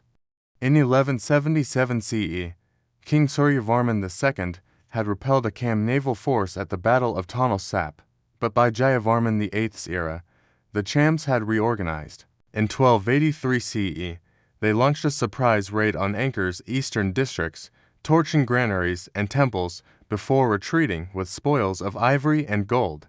According to a steely inscription from 1284 CE, the Chams came like a scourge. Their flaming arrows turned our sacred halls into smoke. The incursion forced Jayavarman VIII to divert soldiers from barrack maintenance to city defense, leaving canals vulnerable to sedimentation and collapse. Local villagers recall a curious incident during this siege. An intruder posing as a fisherman infiltrated Angkor's inner moat on a small raft carrying baskets of fish. Once inside, he revealed himself to be a Khmer scout, sparking panic as sentries rushed to cut off his escape. Though ambushes occurred frequently, this daring episode preserved in a later ballad captured the imagination because the scout had worn a traditional Khmer fisher's crown made of woven palm leaves, fooling guards until the last moment. Politics extended beyond military affairs and into religion. Jayavarman VIII was known to favor traditional Hindu ceremonies and sometimes aggressively erased Buddhist symbols. In 1258 CE, he ordered the defacement of Buddha images at Ta Prohm, replacing them with carved linga sculptures. This iconoclastic policy estranged influential Buddhist communities, including monastic centers on Tonle Sap's islands. Monks who resisted were fined or forced into exile. Some retreated to remote forest monasteries where they clandestinely taught new Buddhist converts.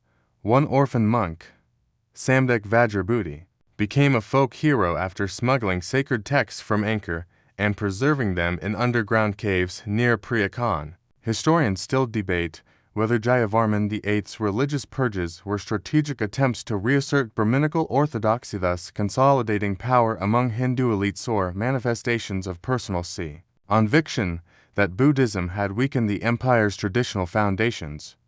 Meanwhile, palace assassinations became alarmingly common.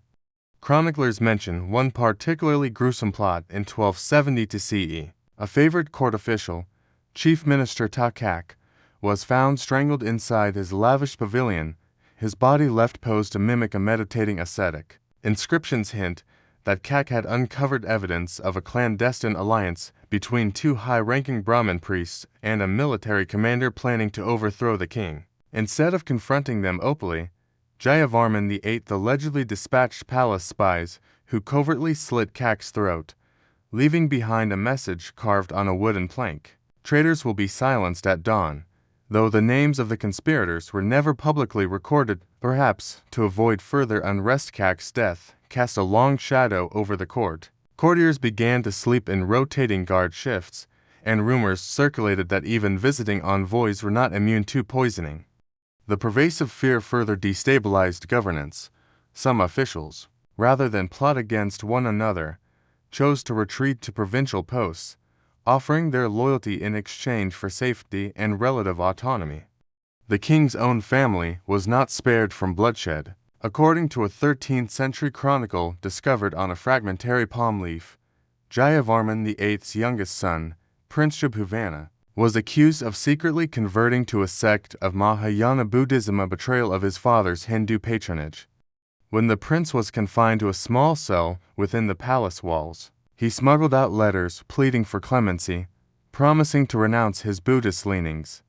Nonetheless, in 1275 CE, a royal decree sentenced him to death by elephant trampling, a method considered both spectacular and final.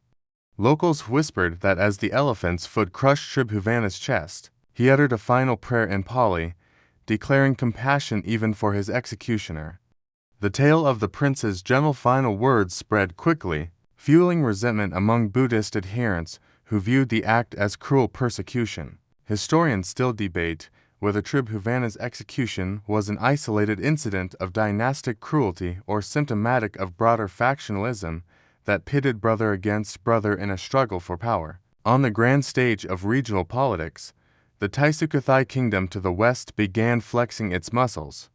In 1295 CE, King Lu Thai of Sukhothai dispatched a diplomatic mission to Angkor, offering tribute in exchange for favorable trade tariffs.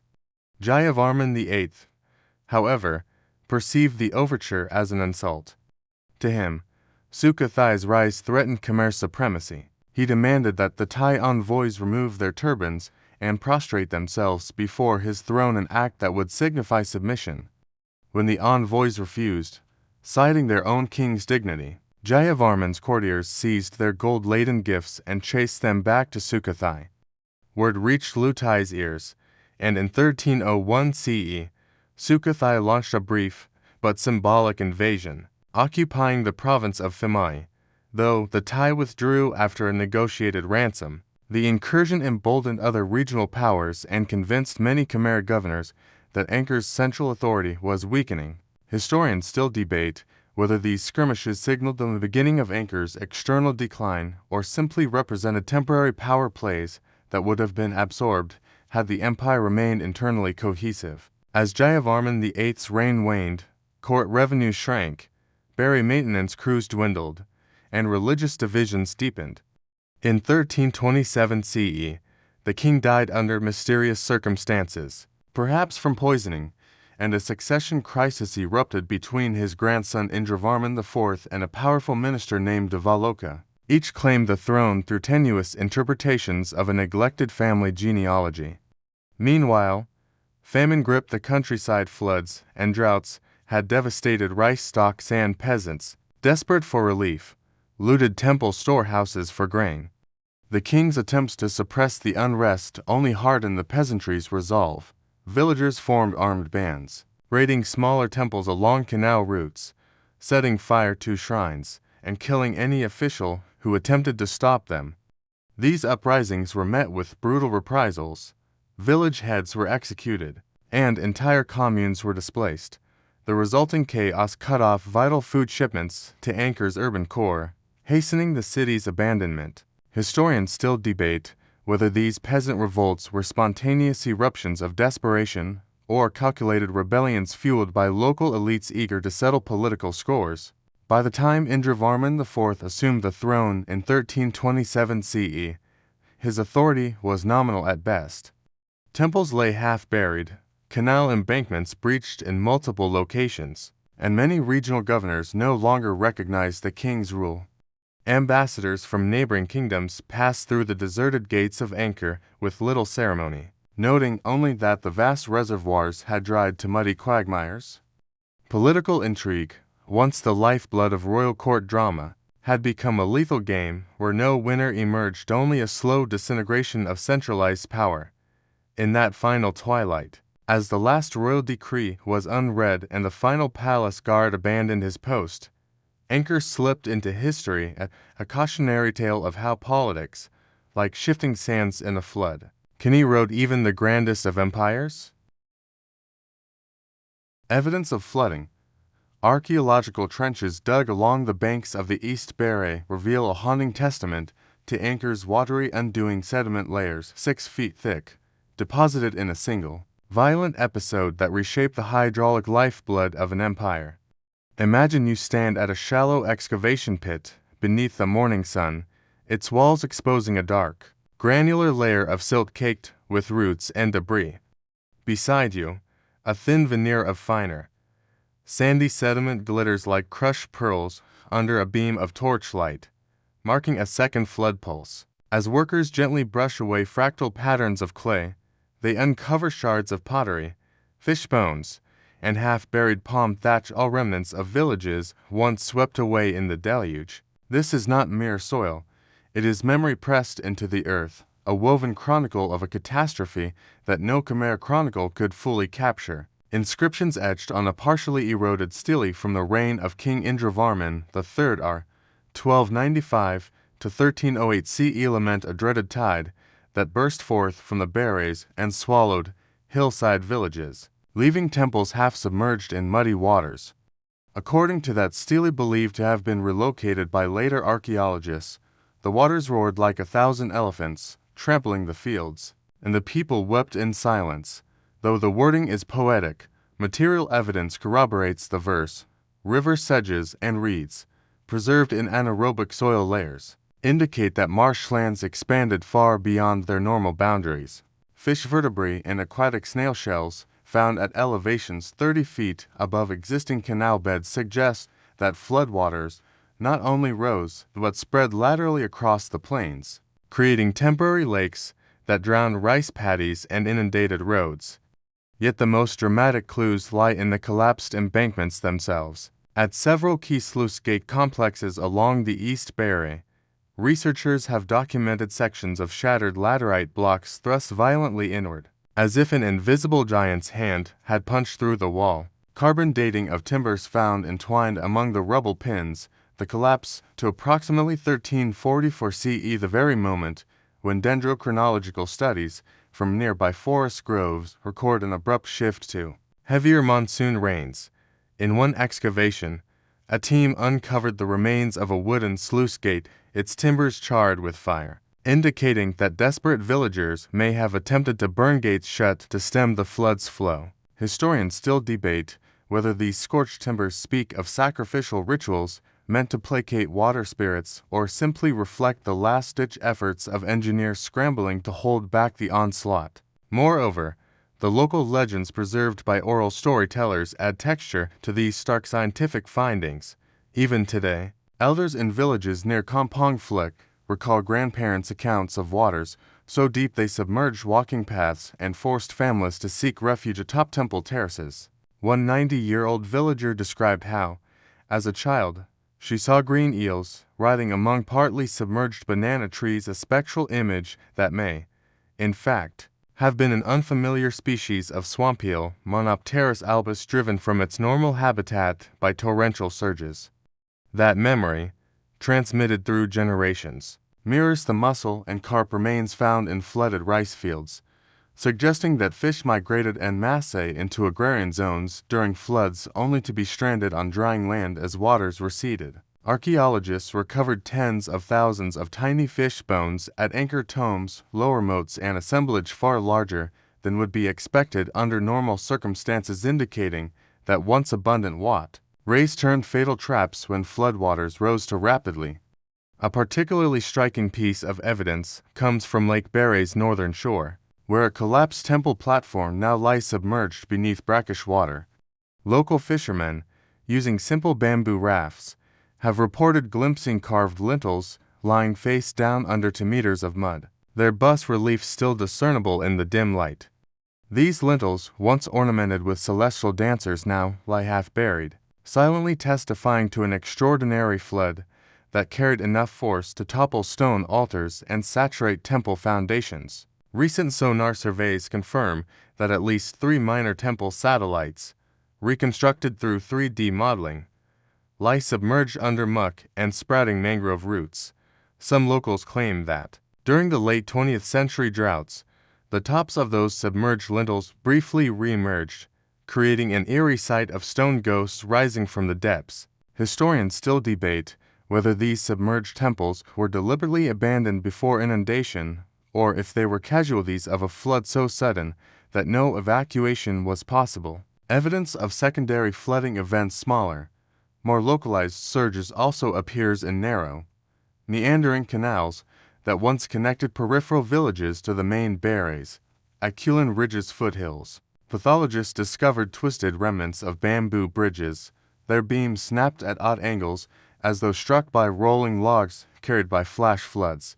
Intriguingly, beneath a collapsed bamboo walkway, they found a stone altar bearing an inscription invoking Varuna, the Vedic god of water, suggesting that villagers attempted ritual appeasement amidst rising tides. Similar altars, uncovered in dried-up canal beds, were likely offerings meant to prevent water from overtopping banks. The presence of these symbolic stones placed precisely at low points in the canal network reveals a widespread belief that floods were not merely environmental phenomena, but manifestations of divine displeasure. Drawing an even more layered picture of the flooding's psychological impact is the discovery of sentence stones, chiseled palm-sized carvings left by local priests at canal junctions to record petitions for flood relief.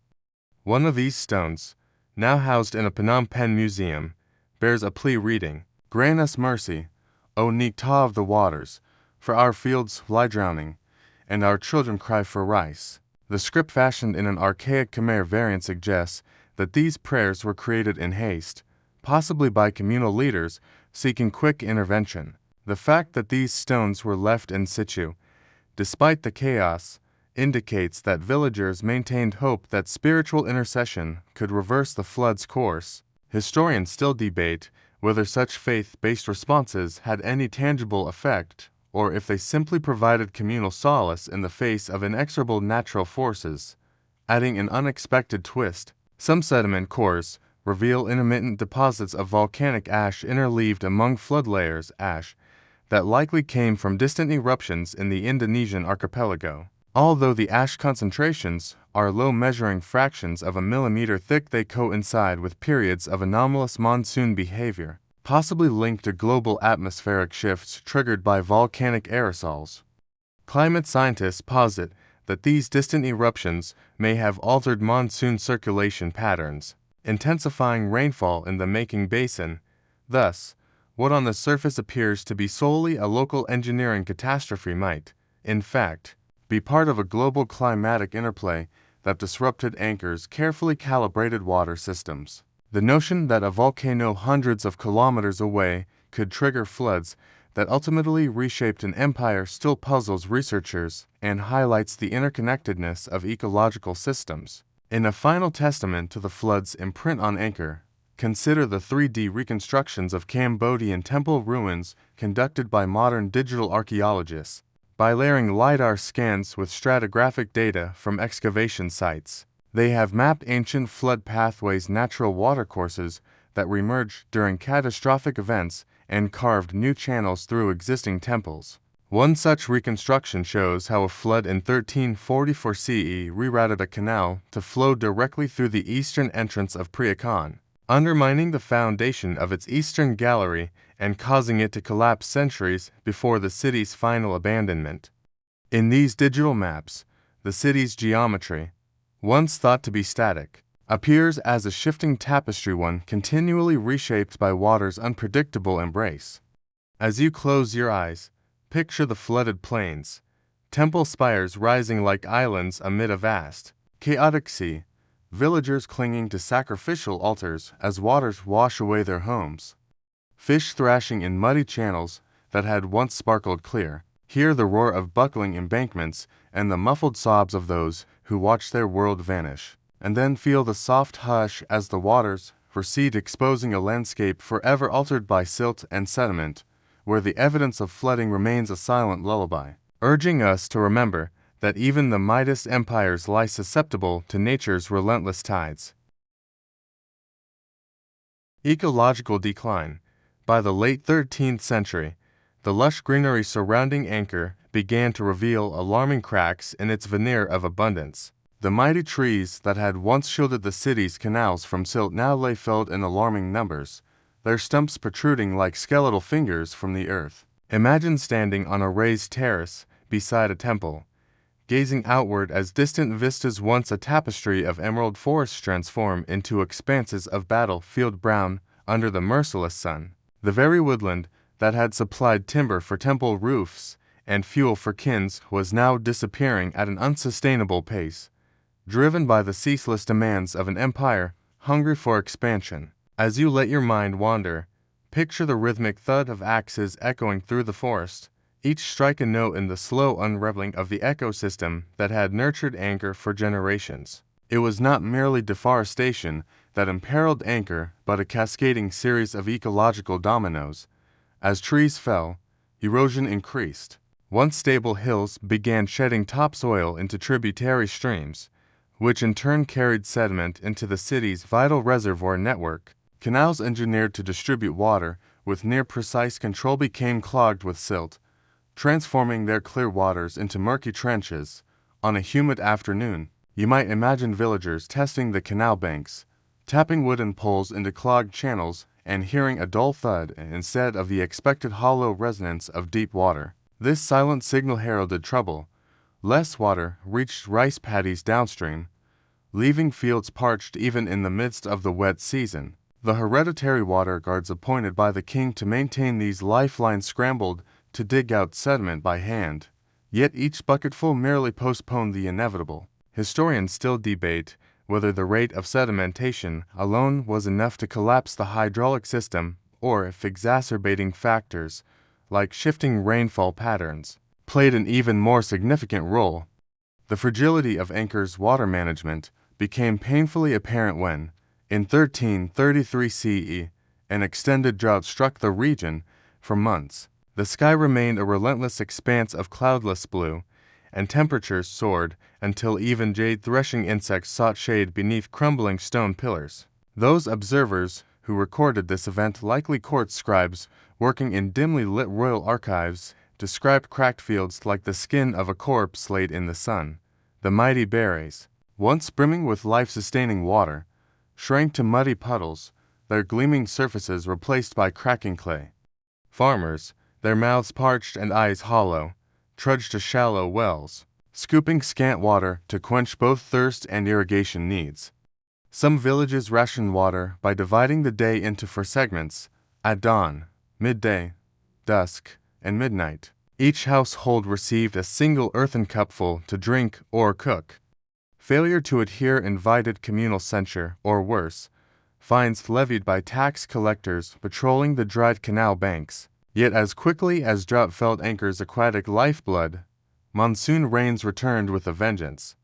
In 1345 CE, historians record a cataclysmic series of storms that battered the region for weeks. Rivers burst their banks, floodwaters swept away huts, livestock, and terraced fields alike. In some local accounts preserved only as oral fragments, the flood's roar was said to have reached the sun as thunder shook temple spires.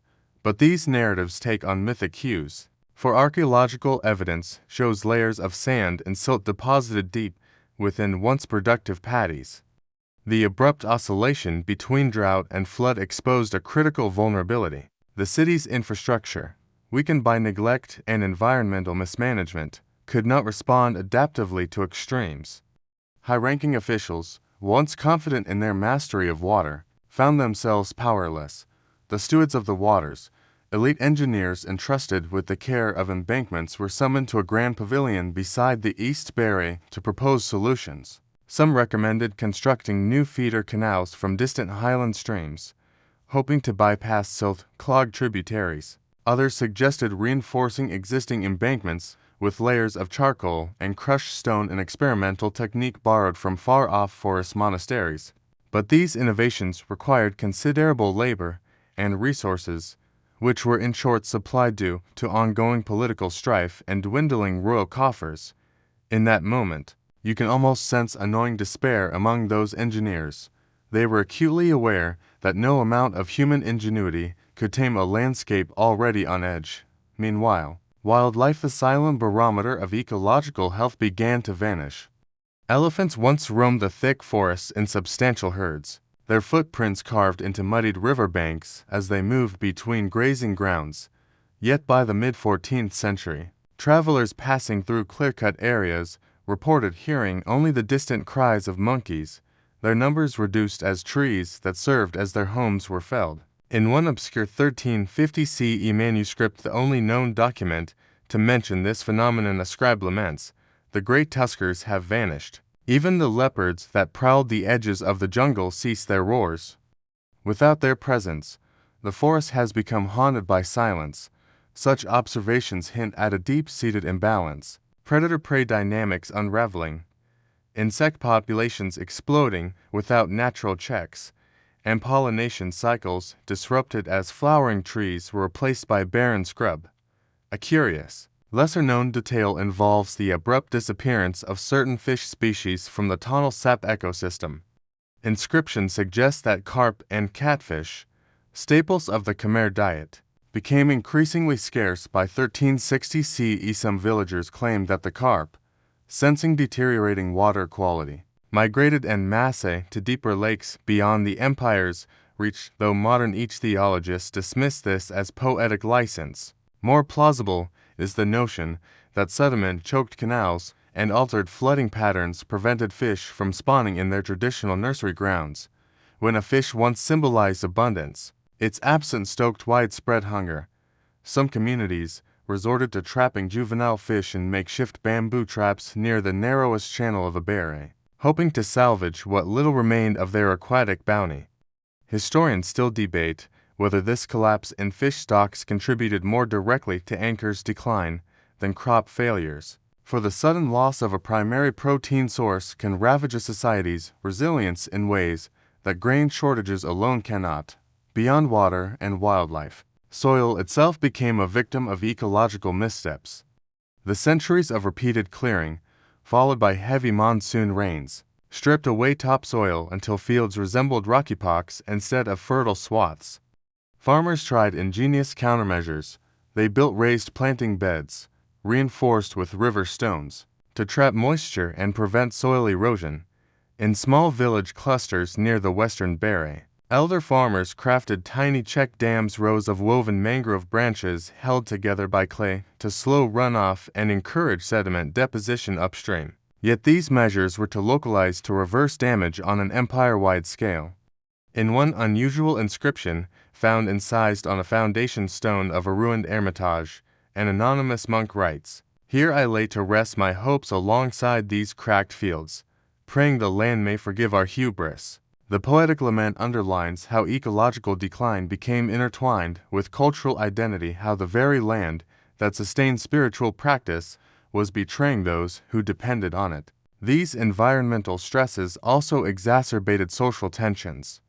As resources dwindled, taxation policies grew increasingly punitive. Commune leaders sworn to send a fixed quota of rice to the royal granaries found themselves levying heavier local taxes to meet targets. When peasants could not comply, they faced public humiliation. Their thatch-roofed huts burned, or worse, forced conscription into army road-building projects. The grinding cycle of taxation and punishment left villagers resentful of a state that seemed more concerned with maintaining appearances than ensuring their survival. In one remarkable local chant preserved only by later ethnographers, villagers mocked the king's edicts. He builds stone gods with golden hair, but leaves our children in despair. Such satirical songs, though rare, illustrate how ecological decline fueled social unrest and eroded the legitimacy of central authority on the grand stage. These ecological woes intersected with climate fluctuations documented by dendrochronological studies. Tree ring analyses in nearby regions suggest a period of erratic rainfall between 1300 and 1400 CE. While some scholars argue that Angkor's fall was primarily due to external invasions or political collapse, others point to these same studies as evidence that climate stress was the ultimate arbiter. The city's complex systems could not withstand the whiplash of prolonged droughts followed by devastating floods. Historians still debate whether Angkor's rulers misinterpreted or ignored the early warnings etched into the rings of distant trees, but the parallel narratives converge on one unsettling truth. Even an empire built on mastery of water can falter when nature's cadence shifts unexpectedly. As you drift towards slumber, envision the final stages of this ecological drama. Fields once vibrant with emerald rice transformed into dusty red expanses, reservoirs reduced to muddy patches, and temple terraces overrun by thorny brush. Perhaps a single lotus blooms defiantly in the muck, its pale petals a ghostly reminder of the vibrancy that once was. In the hush before dawn, you might hear the hollow whisper of wind through skeletal tree limbs, as if the forest itself is mourning its own disappearance. And in that soft, haunting silence, let the lessons of Angkor of balance, hubris, and the tenuous dance between humanity and the environment become your lullaby. Signs of decay. By the early 14th century, the cracks and fissures in Angkor's grandeur became visible even to casual travelers, a silent testimony to the city's faltering vitality. Imagine strolling through a once majestic temple courtyard at first light, where moss-dappled sandstone gleams faintly under mist and dew.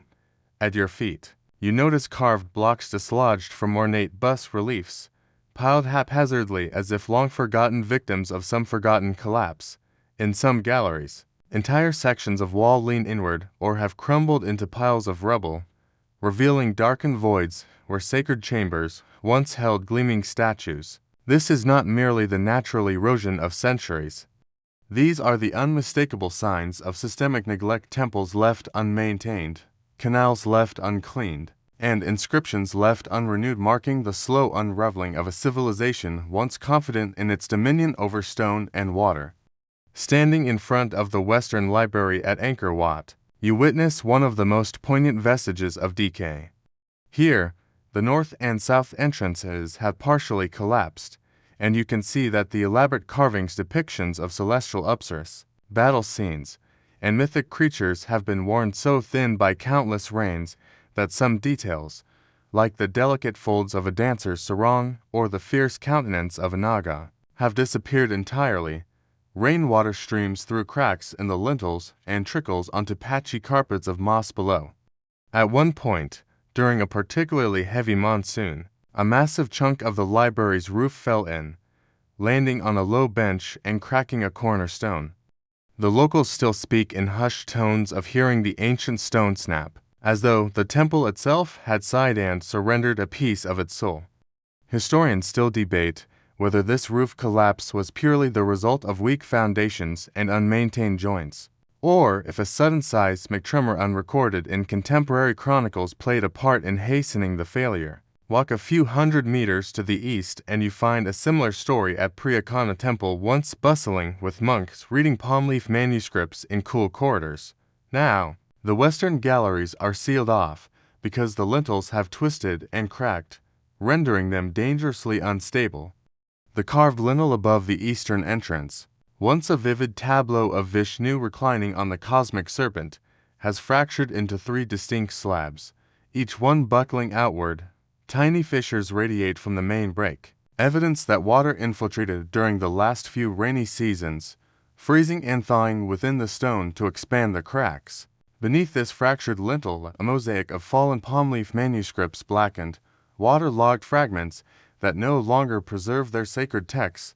Inscriptions around the entrance, once crisp declarations of consecration and divine protection, have faded to near illegibility. Monks and scholars lament that the sacred chants, once reverberating through these halls, have been replaced by the hollow echo of dripping water.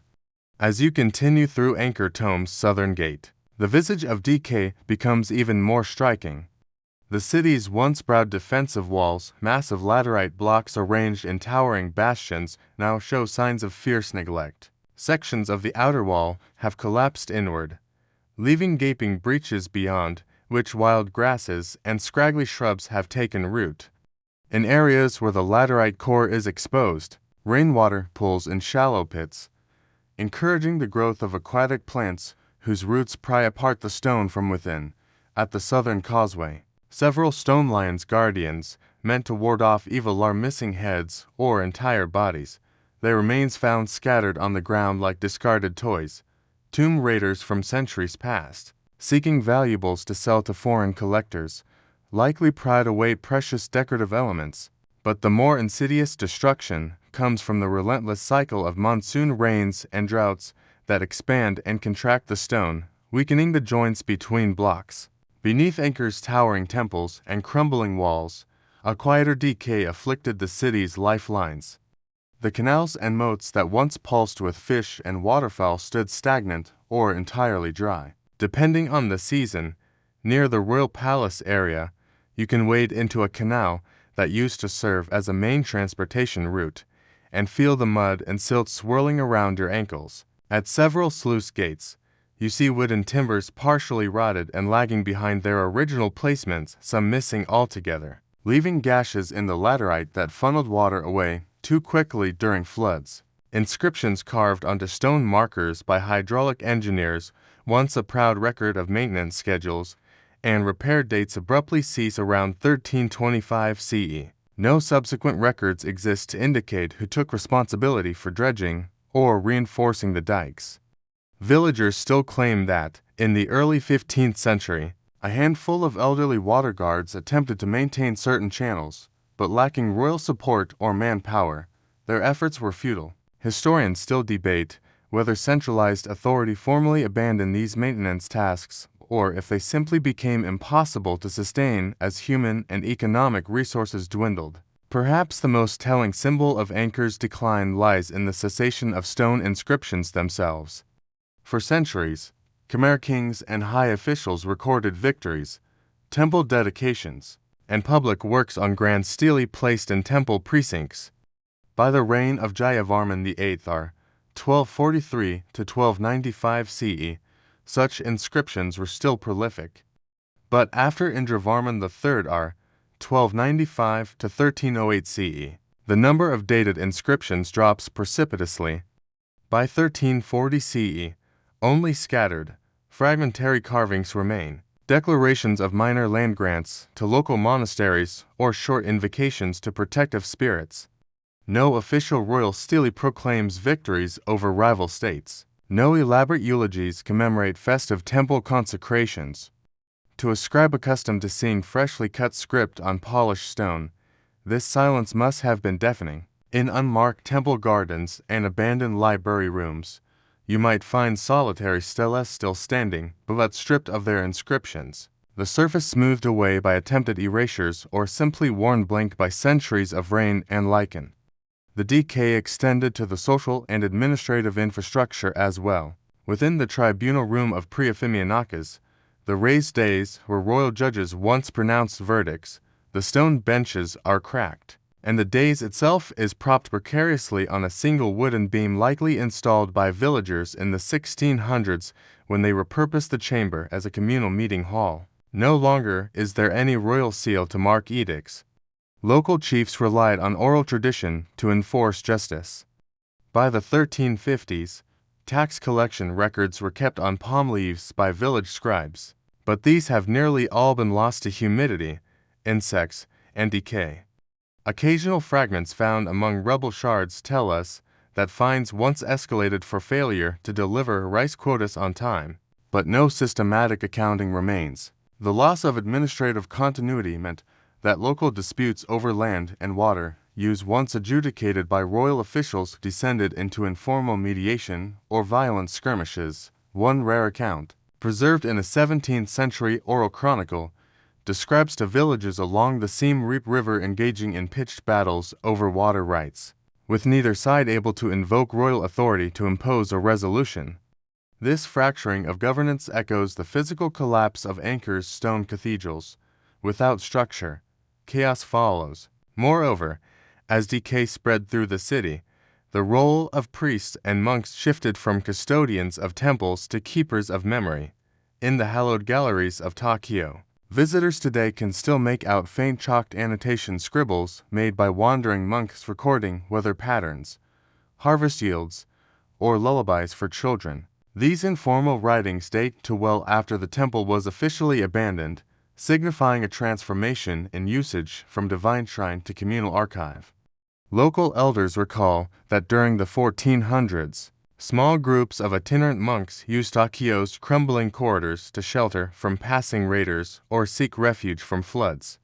They carved schematic maps of nearby watercourses on walls, hoping that future travelers might follow them to safe ground.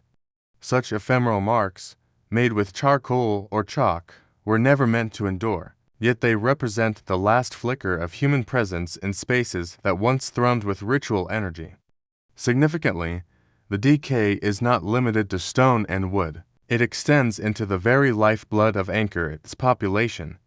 By the mid-14th century, people began leaving in significant numbers. Evidence emerges in the form of abandoned rice paddies dotted with shallow, water-filled depressions, remnants of temporarily farmed fields. Aerial LiDAR scans reveal clusters of simple wooden houses once densely packed, now mere foundations overgrown with brush. Some of these settlement clusters have pottery shards indicating habitation ceasing around 1360 CE. Others persisted until 1400 CE, long after the core city had emptied. Graves excavated near the network of satellite villages tell of interments with little ceremony, bodies placed in shallow pits without funerary goods, as though material wealth had ceased to matter. In one unusual grave, archaeologists found a small wooden box containing a Buddhist prayer bead and a broken bronze bell, probably the last possessions of a monk who died while traveling through. This solitary grave contrasts with the ornate burials of earlier elites and serves as a stark symbol of Angkor's demographic collapse. Faced with these mounting signs of decay, tumbling walls, clogged canals, bare hillside fields, and the memories etched in chalk, some villagers clung to hope in the form of ritual renewal. At Ba Phuen's central sanctuary, a small band of devotees attempted to clear collapsed sandstone blocks from an inner chamber, hoping to uncover a hidden lingam that, according to legend, would restore the temple's protective magic. They chanted in barely audible tones, their voices swallowed by the temple's vast emptiness. Yet no divine artifact emerged, only fragments of shattered pedestals remained. The failure of these efforts spoke to a stark reality. The forces of decay were not merely physical or spiritual. They were profoundly systemic, bound up in shifts of climate, economy, faith, and political cohesion. As you imagine the final days of Angkor's great era, picture the spreading silence that followed each collapse, the echo of falling stones, the hush in empty waterways, and the absence of carved script where proclamations once rang loud. In this ghostly hush, let the signs of decay become your lullaby, a rhythmic pattern of fallen lintels, clogged canals, and vanished voices that reminds you that even the grandest creations, forged in faith and human ambition, ultimately yield to time's gentle insistence. Urban exodus. By the early 14th century, the once thriving hub of Angkor had begun to empty like a vessel slowly drained of water, its lifeblood of people trickling away in search of safer, more sustainable homelands. Imagine standing atop a mossy temple terrace at dawn and peering down into courtyards that once teemed with merchants, priests, and pilgrims, now silent except for the soft scuff of leaves drifting on the breeze. In the narrow streets below, goats nibble on weeds sprouting through cracked flagstones, and the faint echo of a lone monk's chant drifts from a distant shrine, reflecting a prayer for those who have already left.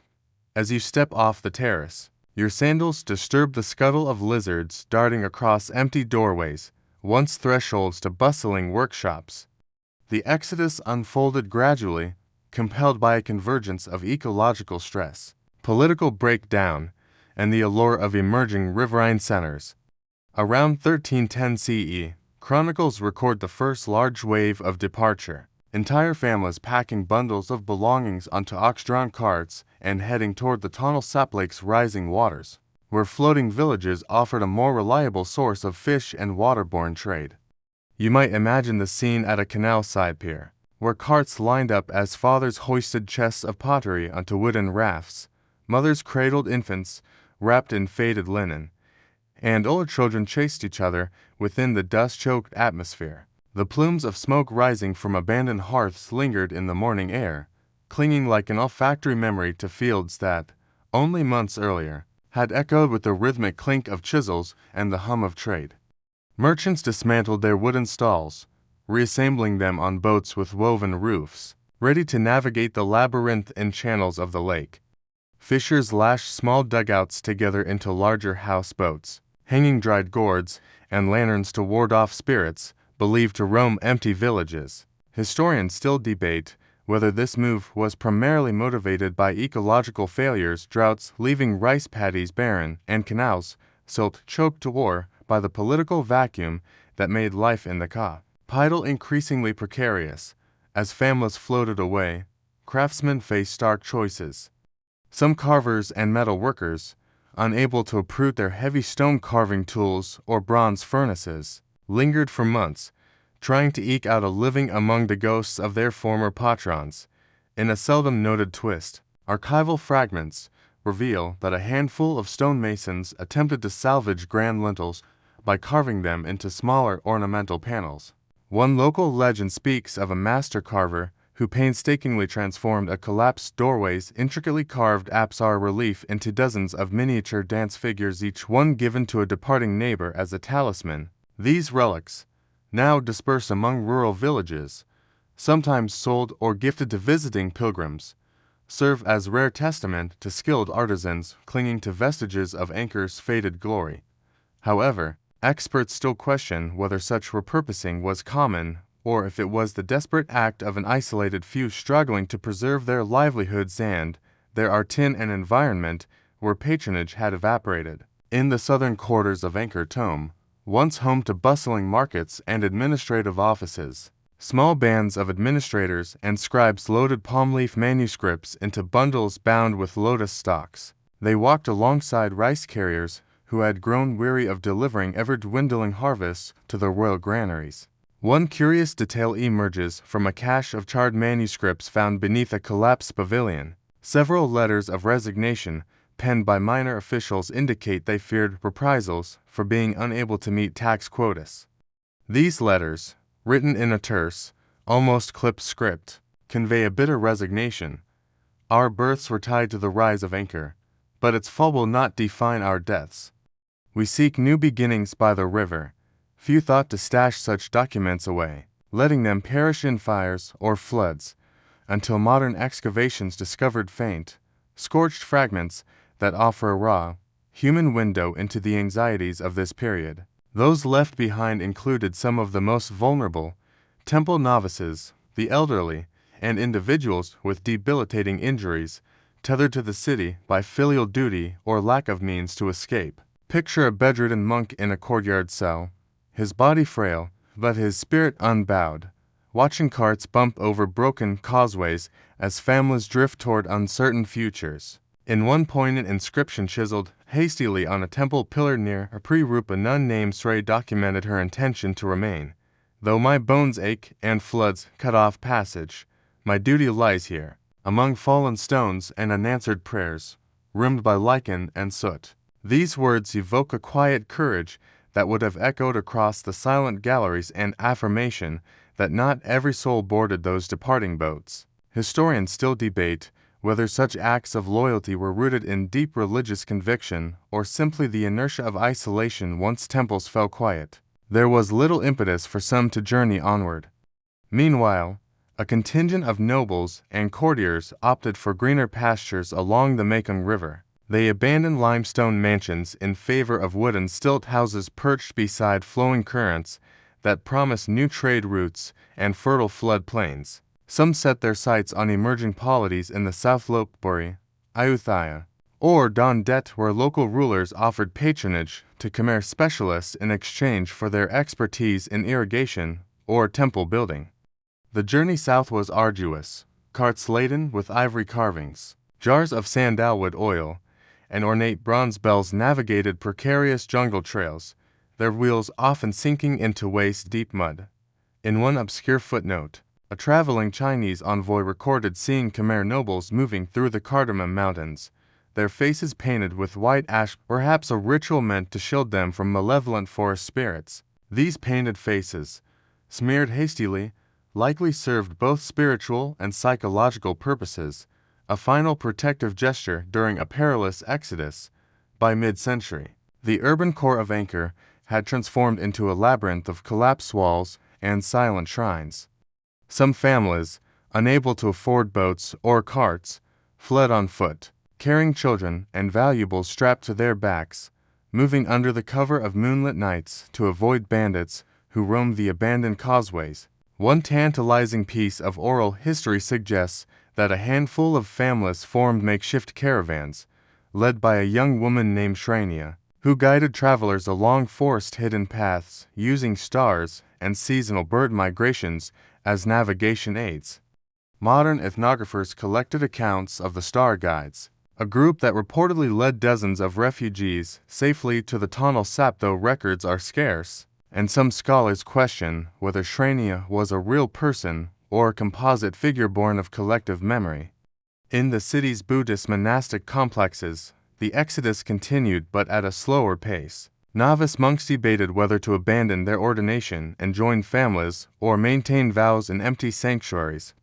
Some stayed on, attempting to keep the Dharma alive amid echoing halls, teaching children who lingered with nuns or elderly menors. One particularly evocative record a solitary copperplate fragment discovered near Tassam bears the final verses of a monk's sermon on impermanence. All that is built, all that is born, will fade with the turning wheel. That sermon likely resonated deeply. As buildings crumbled and congregations thinned, the concept of Anika impermanence took on visceral urgency. Yet it also offered solace, a theological lens for inhabitants to reframe abandonment not as loss, but as transformation. As Angkor's heart emptied, the surrounding villages, once satellite settlements supporting temple activities, unraveled in turn. Floating this pattern outward, the entire region experienced a population redistribution. New river towns emerged at the mouths of canals where they met major tributaries, while upland forests reabsorbed farmlands that had been tilled for centuries. Dusty tracks that had funneled pilgrims to the grand temples now guided wandering herds of water buffalo and, occasionally, a lone traveler seeking a forgotten shrine. In these interstitial spaces, half wild, half ruined, the memory of Angkor's former bustle lingered like a faint perfume, detectable only to those who paused to listen. The urban exodus, in its entirety, played out as a slow-motion retreat, a collective sigh that began with occasional whispers of uncertainty and ended with an almost complete vacuum at the core. What remained were skeletons of buildings, tangled canopies where markets once sat, and a chorus of stories recounting the pain of leaving, but also the hope of new beginnings. In the hush that followed, the city's carved figures upstairs frozen in perpetual dance. Gods whose eyes once glowed with consecration stood as silent sentinels to a civilization dispersing like morning mist. As you drift into slumber, let the echoes of Angkor's urban exodus become your lullaby. Mired poles of half-sunken boats, cart wheels grinding across cracked earth, and the soft sob of slowly emptying granaries. Imagine the gentle rocking of houseboats on the Tonle Sap's glassy waters, reflecting the stars under which families ventured forth. Feel the hush settle over abandoned courtyards, the echoing absence that speaks of lost grandeur yet holds the promise of renewal elsewhere. In that gentle quiet, may you find peace amid the cycles of departure and rebirth. Competing theories.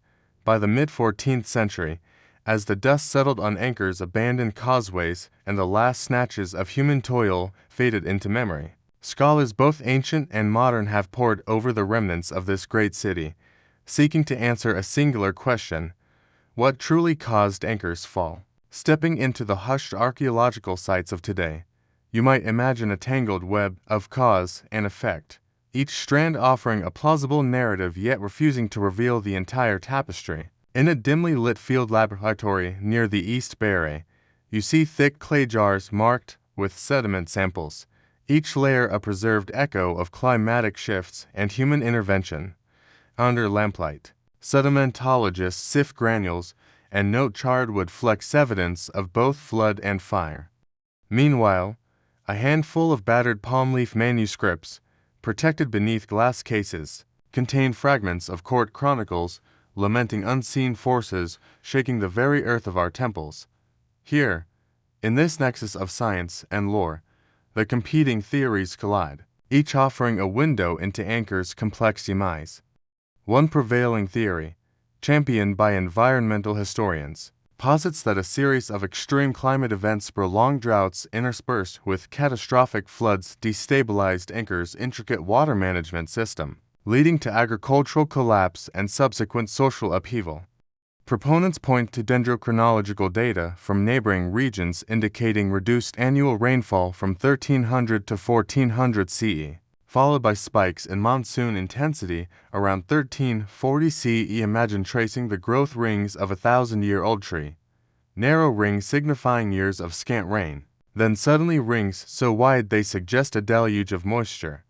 When historians compare these dendrochronological signatures to sediment cores extracted from the South Barre, they find layers of silt corresponding precisely to those wet years, evidence of floods so deep they carved new channels through temple precincts. One particularly jarring discovery involved the reveal of a thick deposit of sand and slate beneath the central causeway of Priakan, indicating that water once roared through as fiercely as a waterfall. The theory asserts that repeated strain on embankments led to breaches that could not be fully repaired, so canals silted up, rice yields plummeted, and populations dispersed.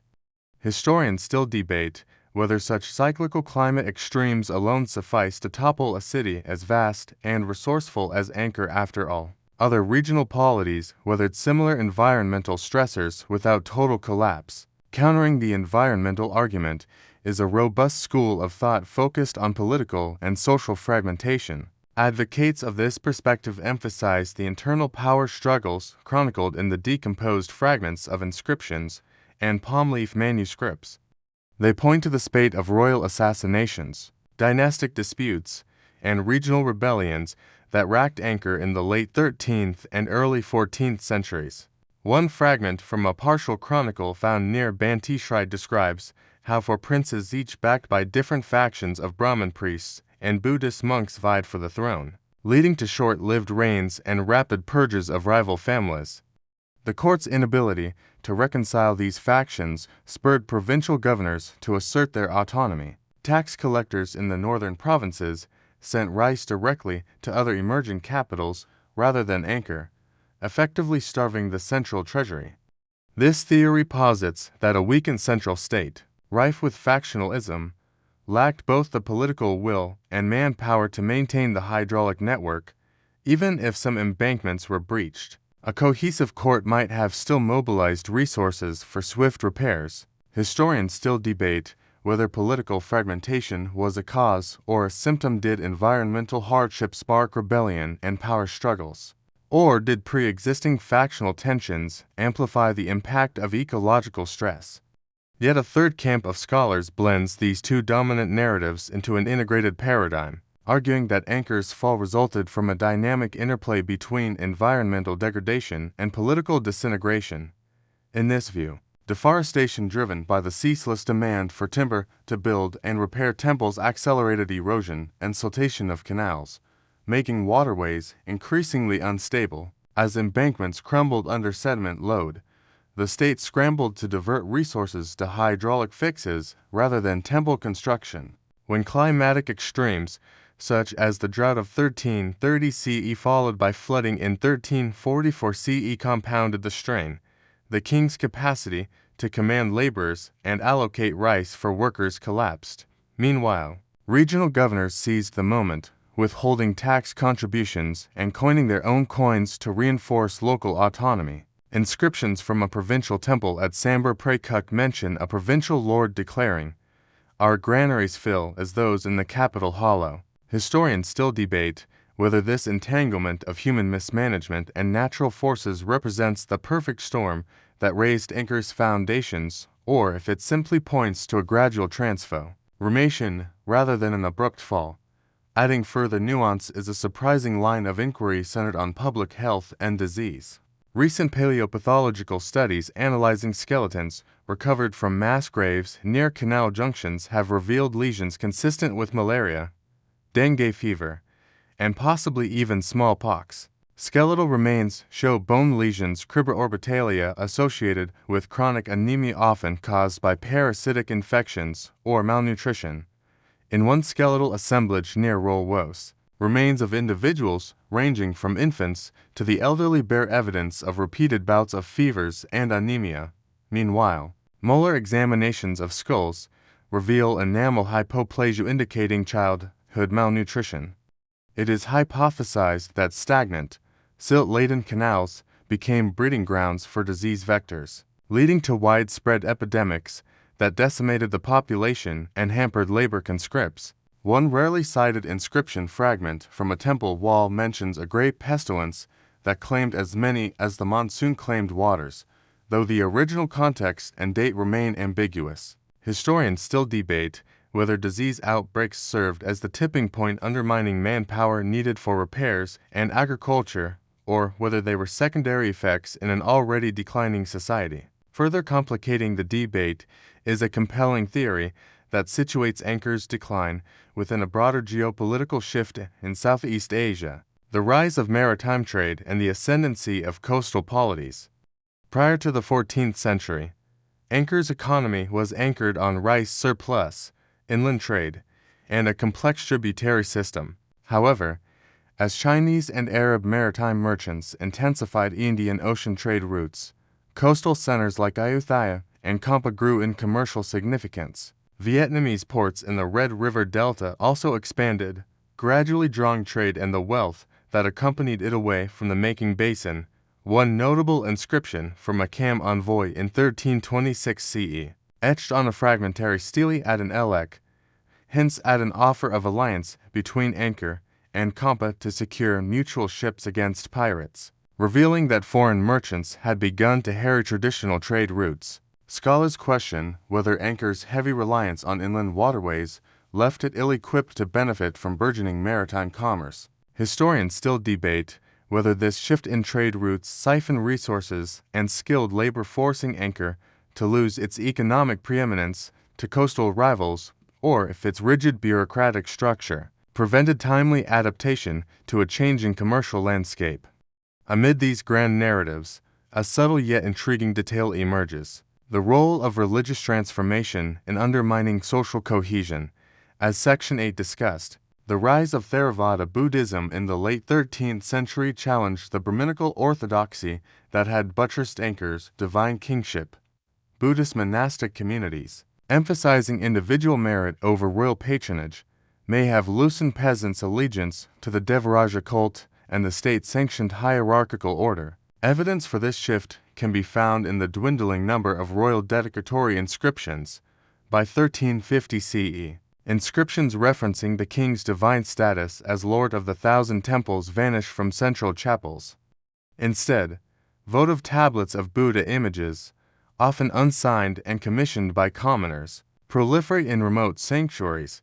Some scholars propose that this diffusion of religious authority weakened the ideological glue that once held the empire together. Historians still debate whether this shift in spiritual focus toward a more egalitarian form of Buddhism eroded centralized control or simply reflected a natural evolution of beliefs amid societal stress. These competing theories, each supported by fragments of evidence, remind us that history often defies simple explanations. As you walk through the silent corridors of a temple, such as Banteay Samar today, you may glimpse carved messages scrawled by later travelers, warnings interpreted as curses. Let those who disturb these halls beware the wrath of past kings.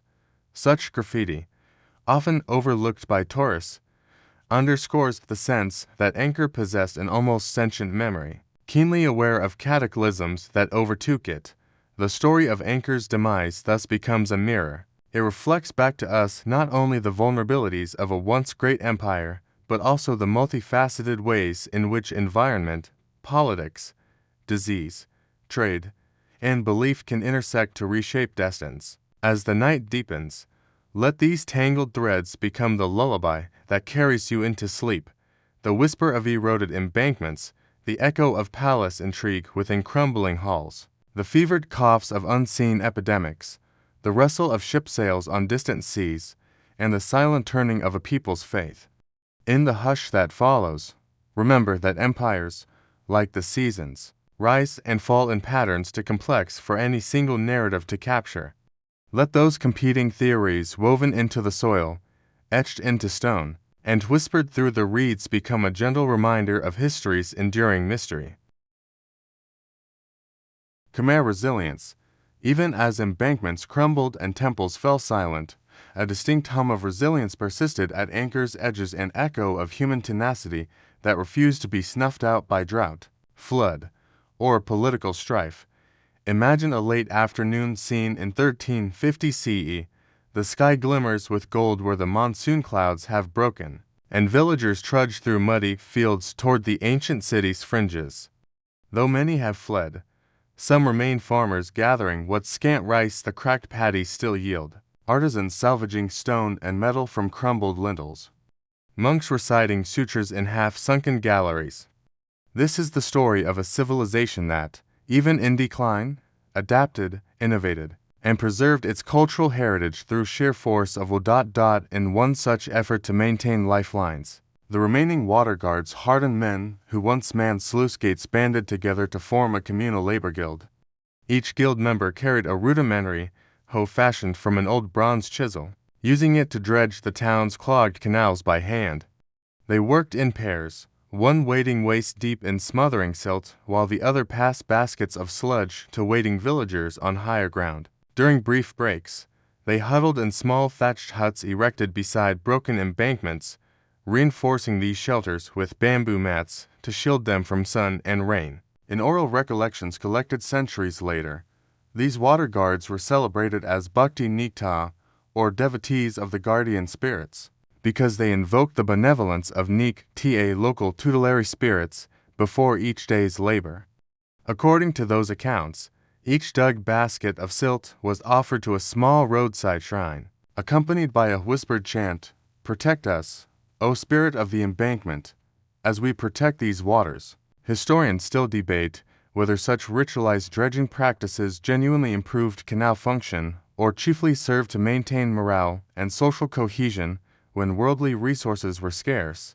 Around the same time, a group of resilient temple priests, led by a learned Brahmin named Vikaraka, organized makeshift workshops to transcribe religious manuscripts onto new palm leaves. The original libraries had been ransacked or flooded, leaving blank spaces where sacred texts once guided community rituals.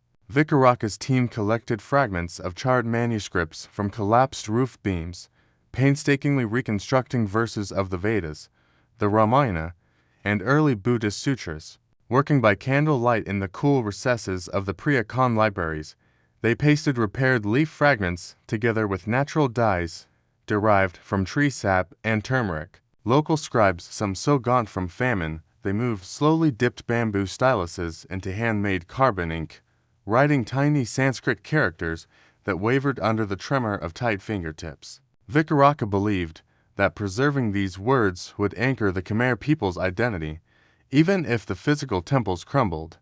According to one partially preserved inscription, he proclaimed, "As long as our tongue can speak these hymns, Angkor's spirit endures." Scholars still debate whether Vikaraka's transcriptions were sufficiently accurate or if subsequent copying introduced substantial variations that altered ritual practices. In the depleted rice paddies, new agricultural strategies emerged, testaments to the Khmer knack for inventiveness under duress. A resourceful farmer named Chandra developed raised island beds in mid-sized fields, earthen mounds 10 centimeters high, each supporting a small cluster of rice seedlings.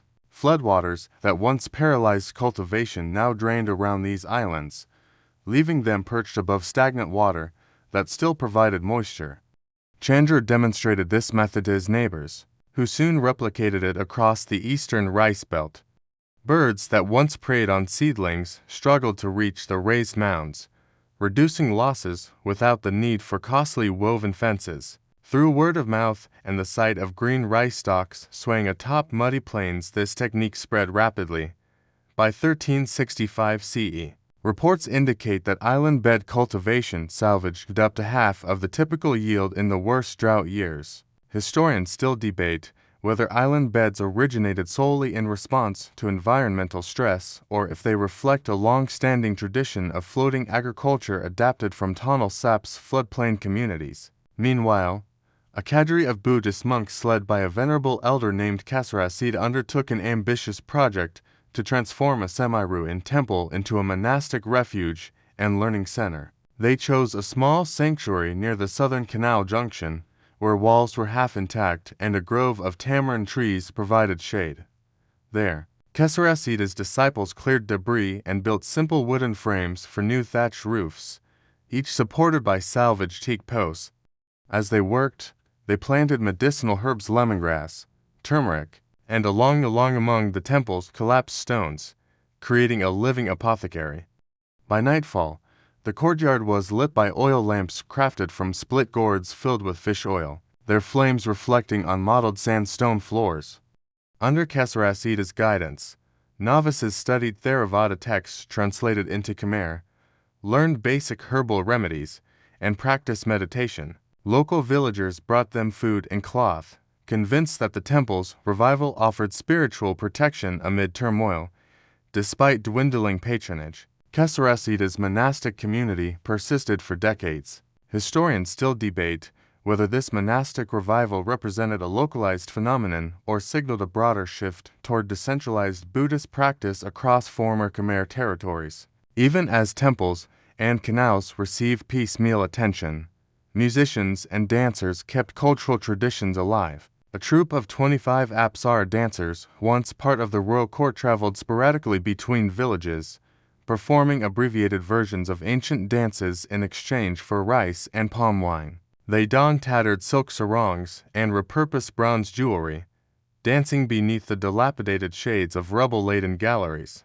Their audience often comprised weary peasants who paused their labors to watch the dancers' graceful hands tracing arcs in the humid air. One eyewitness account preserved in a 15th-century Javanese merchant's log described how the dancers clapped at the beat of battered drums, coaxing hollows of memory to resonate in each spectator. As the dancers moved, villagers wept quietly, remembering the times when they performed for kings. Historians still debate whether Apsara dances held spiritual merit in declining times or became nostalgic performances with little official or ritual significance. Elsewhere, a modest network of itinerant merchants known as the River Traders Guild refocused trade routes toward emerging riverine centers like Battambang and Pur Sat.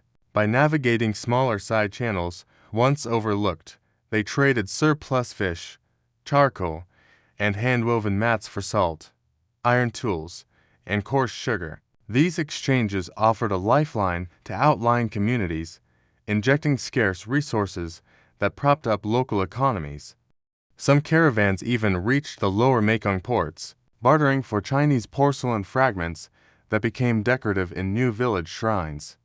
One merchant's ledger, written on scraps of palm leaf and preserved in a provincial archive, notes that in 1370 CE, 23 boatloads of fish were exchanged for 10 sacks of salt, an exchange ratio unheard of a generation earlier. Historians still debate whether these small-scale trade networks acted as stabilizing forces that prevented total collapse or simply delayed the inevitable fragmentation of Khmer society. In the legislative sphere, a remarkable agreement emerged among local commune heads to enforce water-sharing protocols, known as the Treaty of the Four Streams. This pact, sealed by charcoal-drawn symbols on palm leaf, stipulated that each commune would allocate 1/4 of its irrigation water for neighboring downstream fields. In return, adjacent villages would contribute labor and materials to repair shared dikes. The agreement, signed in 1378 CE, was ratified in a ceremony under ancient banyan trees, where elders chanted protective verses and hammered wooden stakes into the ground as symbolic boundary markers. The treaty's text warned, "He who withholds life-giving water invites drought upon his own fields." While the treaty did not resurrect Angkor's grand hydraulic system, it did secure localized water stability for nearly half a century. Historians still debate whether such localized pacts represent an early form of communal resource governance or are simply short-lived attempts that collapsed once leaders died or were displaced. One of the most extraordinary examples of Khmer resilience unfolded in the realm of stone carving. A small cadre of masons led by a craftsman named Chandrapal traveled to less-known temple ruins near Kampong Thom, repurposing fallen sandstone blocks to build new village temples. They carved rudimentary Buddha images where once Shiva and Vishnu had stood in grand splendor, acknowledging the socio-religious shift toward Theravada Buddhism. Chandrapal's signature, a tiny lotus carved at the hem of the Buddha's robe, appears on nearly 40 small shrines scattered across the region. According to local lore, Chandrapal could carve an entire statue in under a week, using only a hammer and chisel. Yet some of his carvings bear faint traces of early Hindu iconography, ghost images of multi-armed deities, overwritten by simpler Buddhist forms, hinting at a subtle layering of beliefs rather than a complete rupture. Historians still debate whether Chandrapal's work symbolizes a unified Khmer identity reborn through temple reappropriation or reflects a pragmatic pivot toward a religion more compatible with agrarian survival. Despite these signs of adaptation, not all efforts succeeded. A communal repair of the East Barray's sluice gate collapsed in 1380 CE when an unusually violent deluge breached the embankment in multiple places. Records suggest over 100 laborers labored for several weeks, but their hastily built wooden supports buckled under pressure, sending water surging back into already silted canals. Villagers recount hearing the groan of timber splitting like bones before the breach widened by meters within hours. The failure demoralized many, leading to local abandonment of further repair attempts. Yet even this catastrophe bore a silver lining. Engineers salvaged workable timbers and repurposed them for raised granaries that protected stored rice from future floods. These raised structures constructed of split logs and plastered with clay became common throughout the region in subsequent decades, ensuring that when floods struck again, stored grain remained salvageable. Historians still debate whether this innovation would have emerged without the costly failure of the 1380 project or if it represents an incremental adaptation to repeated environmental shocks. Through these myriad efforts, community-based dredging, manuscript preservation, agricultural innovation, monastic revival, cultural performances, trade reorientation, water-sharing treaties, and temple repurposing, the Khmer exhibited an unwavering resilience. Though the grandeur of Angkor's apex could not be restored, its spirit lived on in decentralized networks of farmers, artisans, monks, and traders. When the last temple corridors fell silent and the final canals dried to shallow channels, the legacy of Khmer ingenuity and communal solidarity endured in scattered villages, monastic complexes, and riverine towns. Even centuries after Angkor's demise, descendants traced their lineage to those who dug canals by hand, danced as upserts in ruinous galleries, and carved new Buddha images from shattered sandstone.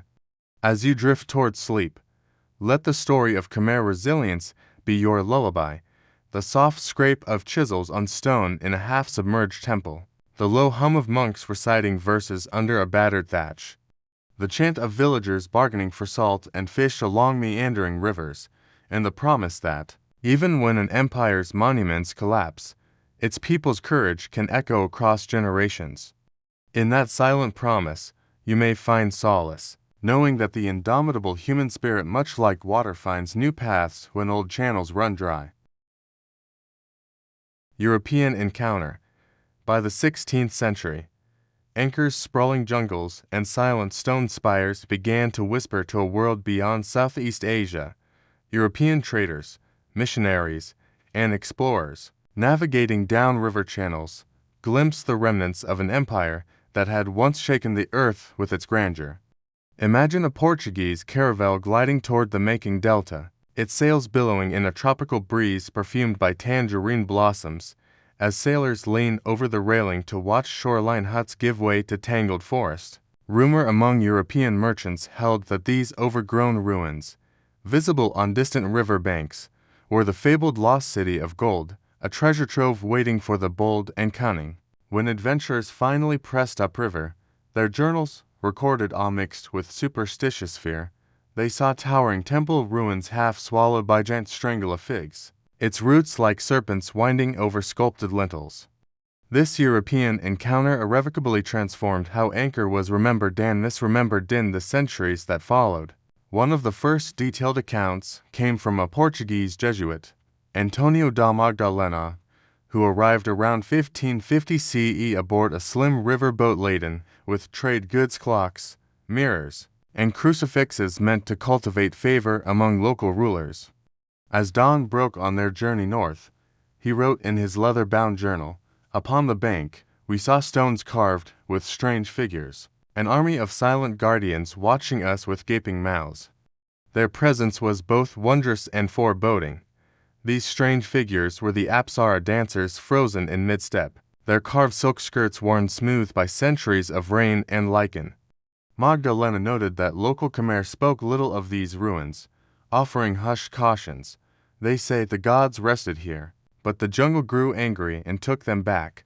Intriguingly, he also recorded seeing small altars tucked into tree roots next to temple walls, offerings of rice, palm wine, and faded lotus petals left by villagers who still sought spiritual solace at these ruins. Historians still debate whether Magdalena's account reflected a genuine living tradition of worship or whether local guides staged offerings to pacify superstitious travelers. As Portuguese and Dutch traders established footholds in coastal ports like Malacca and Manila, word spread of Angkor's labyrinth in ruins. Dutch merchant Jan van Linschoten, writing in 1596 CE, described a grand relief depicting gods locked in celestial battles, only to shrug it off as likely the work of heathen kings gone mad. Despite his dismissive tone, his account preserved observations of elaborately carved pediments and moats still half filled with water, suggesting canals remained visible long after maintenance ceased. Van Linschoten's narrative introduced Angkor to a European readership hungry for exotic tales, though his descriptions often conflated Khmer temples with Hindu cosmology he scarcely understood. Later European mapmakers placed Angkor ambiguously, sometimes marking it far inland, sometimes halfway to the sea, reflecting both genuine uncertainty and the allure of mystery. Historians still debate whether these cartographic errors were due to faulty information or deliberate embellishment meant to entice further expeditions. Around 1630 to CE, the French Jesuit priest Father Aricola ventured upriver in a small sampan, drawn by stories of a sunken city from Cambodian traders. He noted arriving at a shallow ford where he had to disembark and wade through cool mud to reach the first temple steps. In a letter to a patron in Paris, he wrote, "I plucked vines from the walls as though they were garlands, and the stones beneath wore the patina of untold centuries, but the eyes of deities carved in rock still followed my every movement." Auricola's sketch of a crumbling tower now lost showed a face half obscured by moss, its serene countenance a ghostly echo of Jayavarman, the seventh Buddhist vision. Yet Aricola also recorded a local superstition that any European who removed a stone from the site would invite a water spirit's wrath, cursing their fortunes. Some villagers claimed a Portuguese trader did exactly that, and within days, his boat capsized in rapids below, an incident that became a cautionary tale for future visitors. Historians still debate whether this anecdote served as genuine spiritual warning or emerged as moral instruction, discouraging looting by foreigners. In 1666 CE, a Dutch VOC Verenigdusten Dish Compagnie vessel sailed past the Tonal Sap Junction, its captain sending an envoy inland to investigate reported stone pyramids.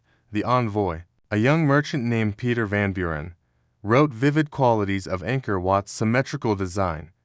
5 spires aligned to mirror the cosmos, a gallery carved with a churning of the sea motif featuring gods and demons tugging on a serpent. Van Buren's copy of the bas-relief penned in meticulous detail allowed European scholars to identify parallels with South Asian iconography for the first time. Yet he also misinterpreted certain panels, reading them as demons dancing in celebration rather than as symbolic guardians, revealing how cultural lenses shaped early European understanding. Van Buren noted that local guides spoke of hidden chambers beneath the temple floor, housing scrolls written by divine scribes, fueling European fantasies of secret knowledge. Historians still debate whether this legend originated as a local protective tale or as an embellishment designed to secure further patronage and gifts from European backers eager for exotic lore. As the 18th century dawned, French naturalists Eddy and de Lalande explored the region, mapping previously uncharted causeways and surveying stupefying reservoirs. He described walking across the South Barre's parched basin long since drained and stumbling upon terraces decorated with lotus-shaped stone finials. De Lalande marveled at how these long empty water tanks once reflected temple spires like astral mirrors. But his writings also reveal an unexpected observation: subterranean termite mounds protruding through temple corners, their towers mimicking Khmer-style stupas, an uncanny example of nature echoing human form. Villagers near these termite towers believed them to be spirit altars, placing small figurines at their bases. De Lalande recorded these as curiosities rather than credence. Yet his ethnographic notes reveal that local cosmology seamlessly blended temple ruins with organic elements. Historians still debate whether these termite mounds were consciously built up by ancient builders as foundation enhancements or are natural structures opportunistically mistaken for human design. In 1799 CE, French explorer Henry Mouat famously rediscovered Angkor Wat for Western audiences, his vivid sketches and letters capturing public imagination back in Europe. He wrote that stepping into Angkor Wat felt like walking through the pages of a forgotten epic, evoking a sense of sacred awe.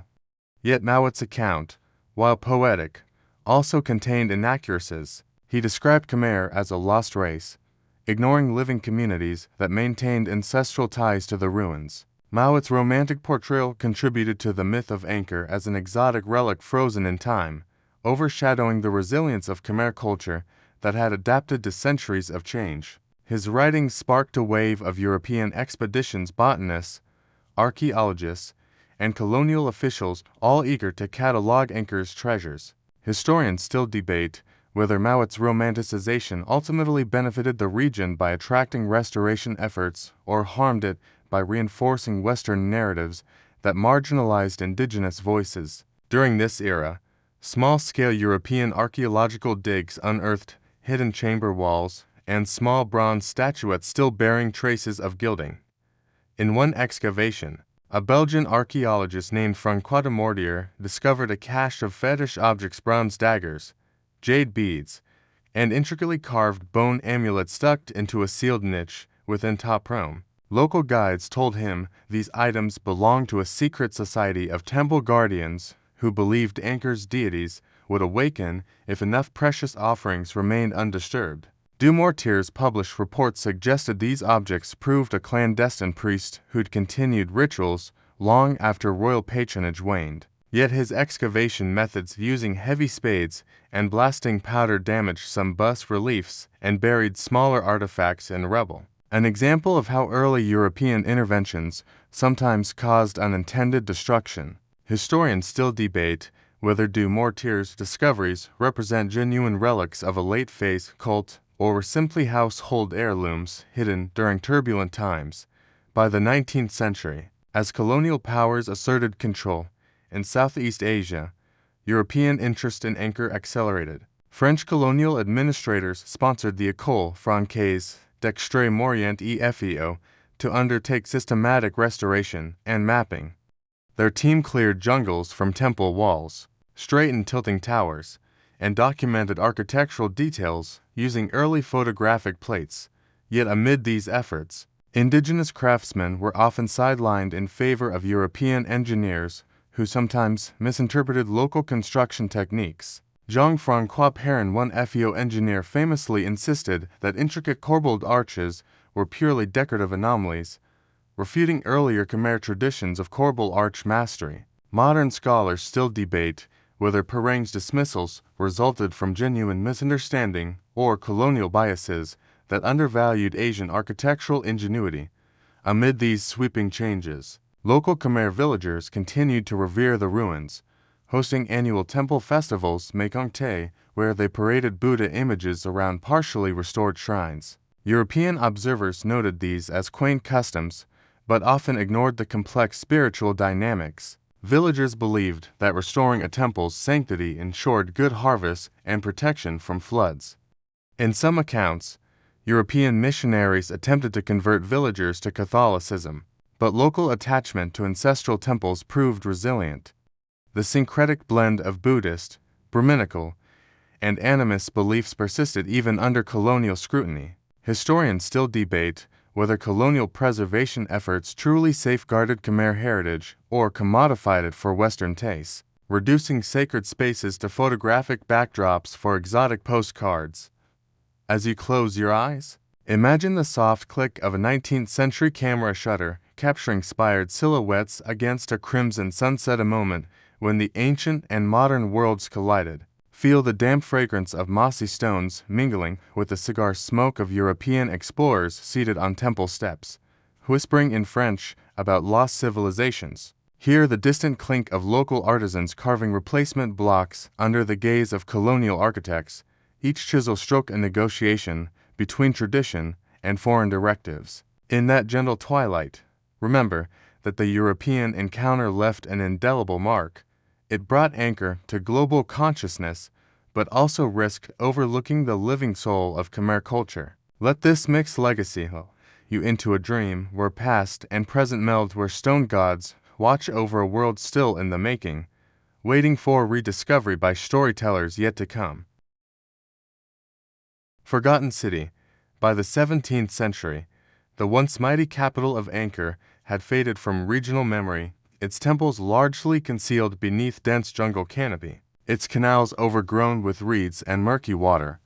Imagine a traveler in 1630 CE, hacking through waist-high undergrowth with a machete, sweat pooling at his temples as he stumbles upon a moss-covered gallery wall. The damp air is thick with the hum of cicadas and the squawk of hornbills. Sunbeams filter through tangled branches overhead, illuminating a cracked sandstone lintel that bears the faint traces of a carved apsara dancer. In that moment, even the boldest explorer might shiver as though stepping into a realm where time itself had paused. This is the era of the Forgotten City, when Angkor slid from living memory into half-myth, a ruin whispered about in local villages, but largely unknown to the wider world. Long before European explorers recounted their Cambodian oral tradition preserved fragments of Angkor's legacy. Village elders near the Kulin Hills told tales of a city so vast that it spanned 100 days' ride and whose canals once teemed with fish so large they could swallow a child whole. These stories passed down around hearthfires spoke of an invisible barrier, a deep trepidation that the gods of Angkor still watched from the shadows, punishing any who dared remain after dusk. As a result, villagers seldom ventured deep into temple complexes except on brief pilgrimage days, when they offered alms and lit oil lamps at spirit shrines. One recounted tale tells of a teenage boy found wandering alone at night near a half-collapsed corridor. He returned mute for days, claiming he had heard 1,000 drums echoing through the pillars. Whether these sounds were merely the wind through tree roots or traces of hidden underground waterways, local belief held them as warning signs that the city had been forsaken for a reason. Historians still debate whether these oral legends were imaginative marvels or encoded memories of lingering supernatural beliefs that kept villagers from settling near ruinous temples. As the landscape quietly reclaimed the stonework, Buddhist monks in outlying regions continued to maintain small ermitages atop temple platforms, tiny shelters of bamboo and palm thatch propped against crumbling walls. These ermitages, often inhabited by solitary ascetics, served as living reminders that Angkor's spiritual life persisted even as its political significance vanished. Imagine approaching one such ermitage near the Bayan's collapsed central tower. A single monk in saffron robes, bent with age, sits cross-legged on a mossy lintel, reciting a daily Pali mantra as a Buddhist alms bowl sits before him.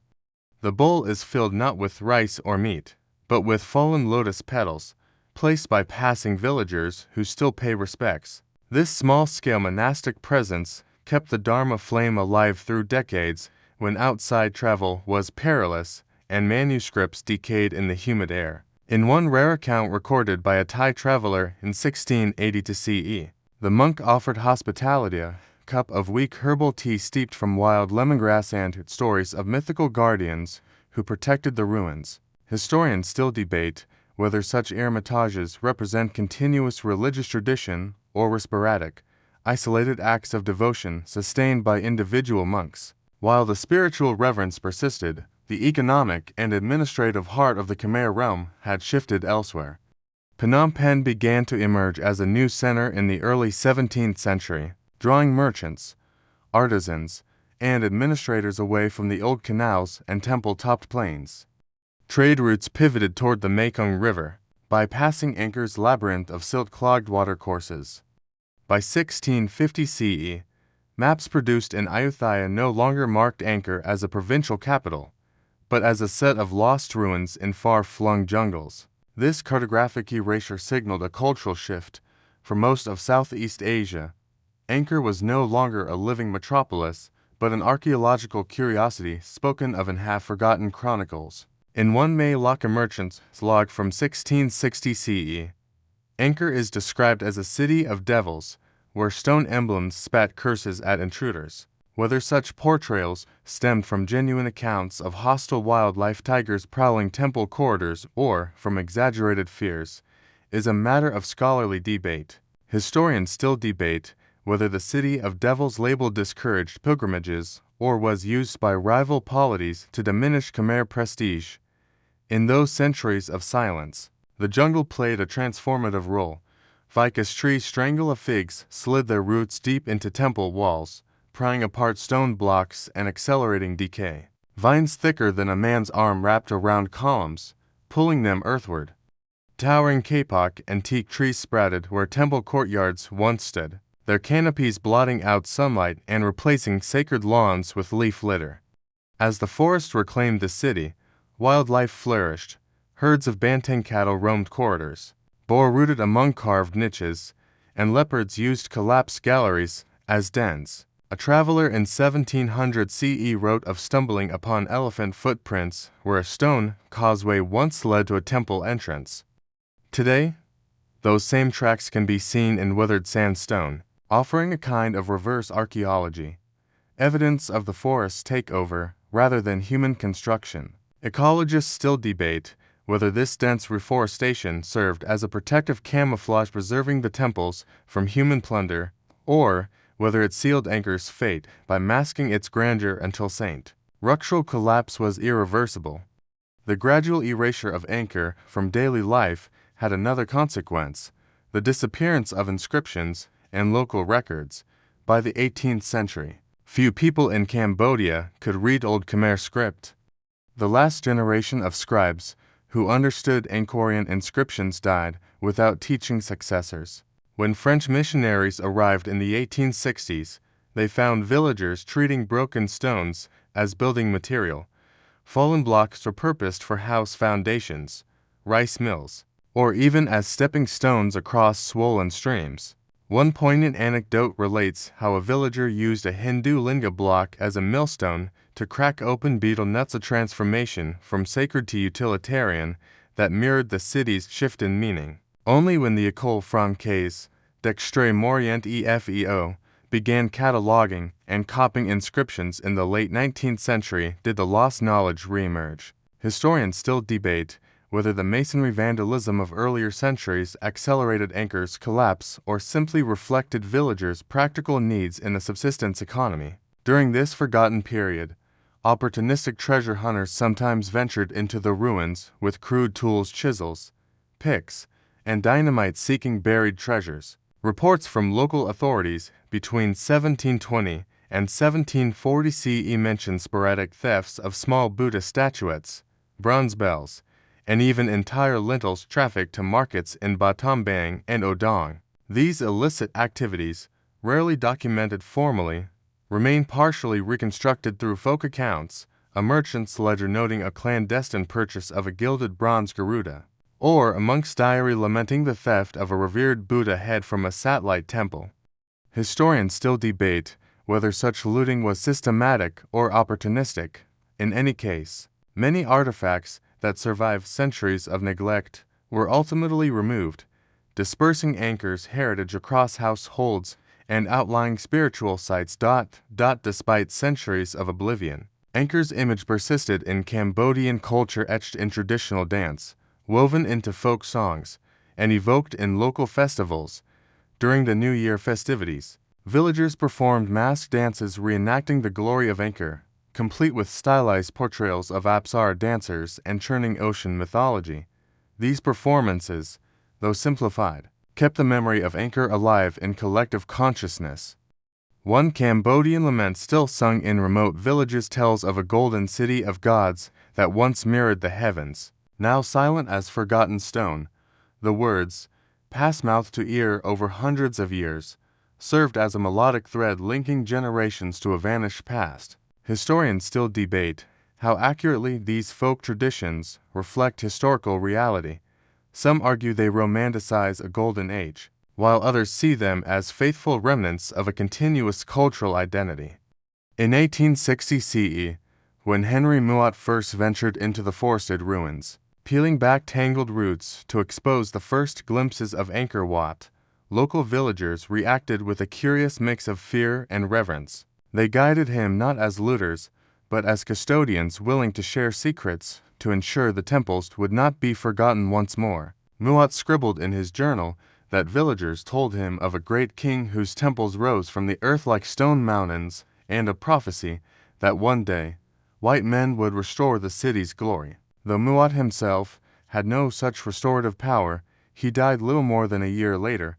His writings ignited international interest, leading to formal documentation and preservation efforts. Without this transition from local guardianship to colonial restoration, Angkor might have remained cloaked in anonymity indefinitely. Historians still debate whether this European-led rediscovery truly honored indigenous narratives, or whether it reframed Angkor through a Western lens, privileging archaeological value over living tradition.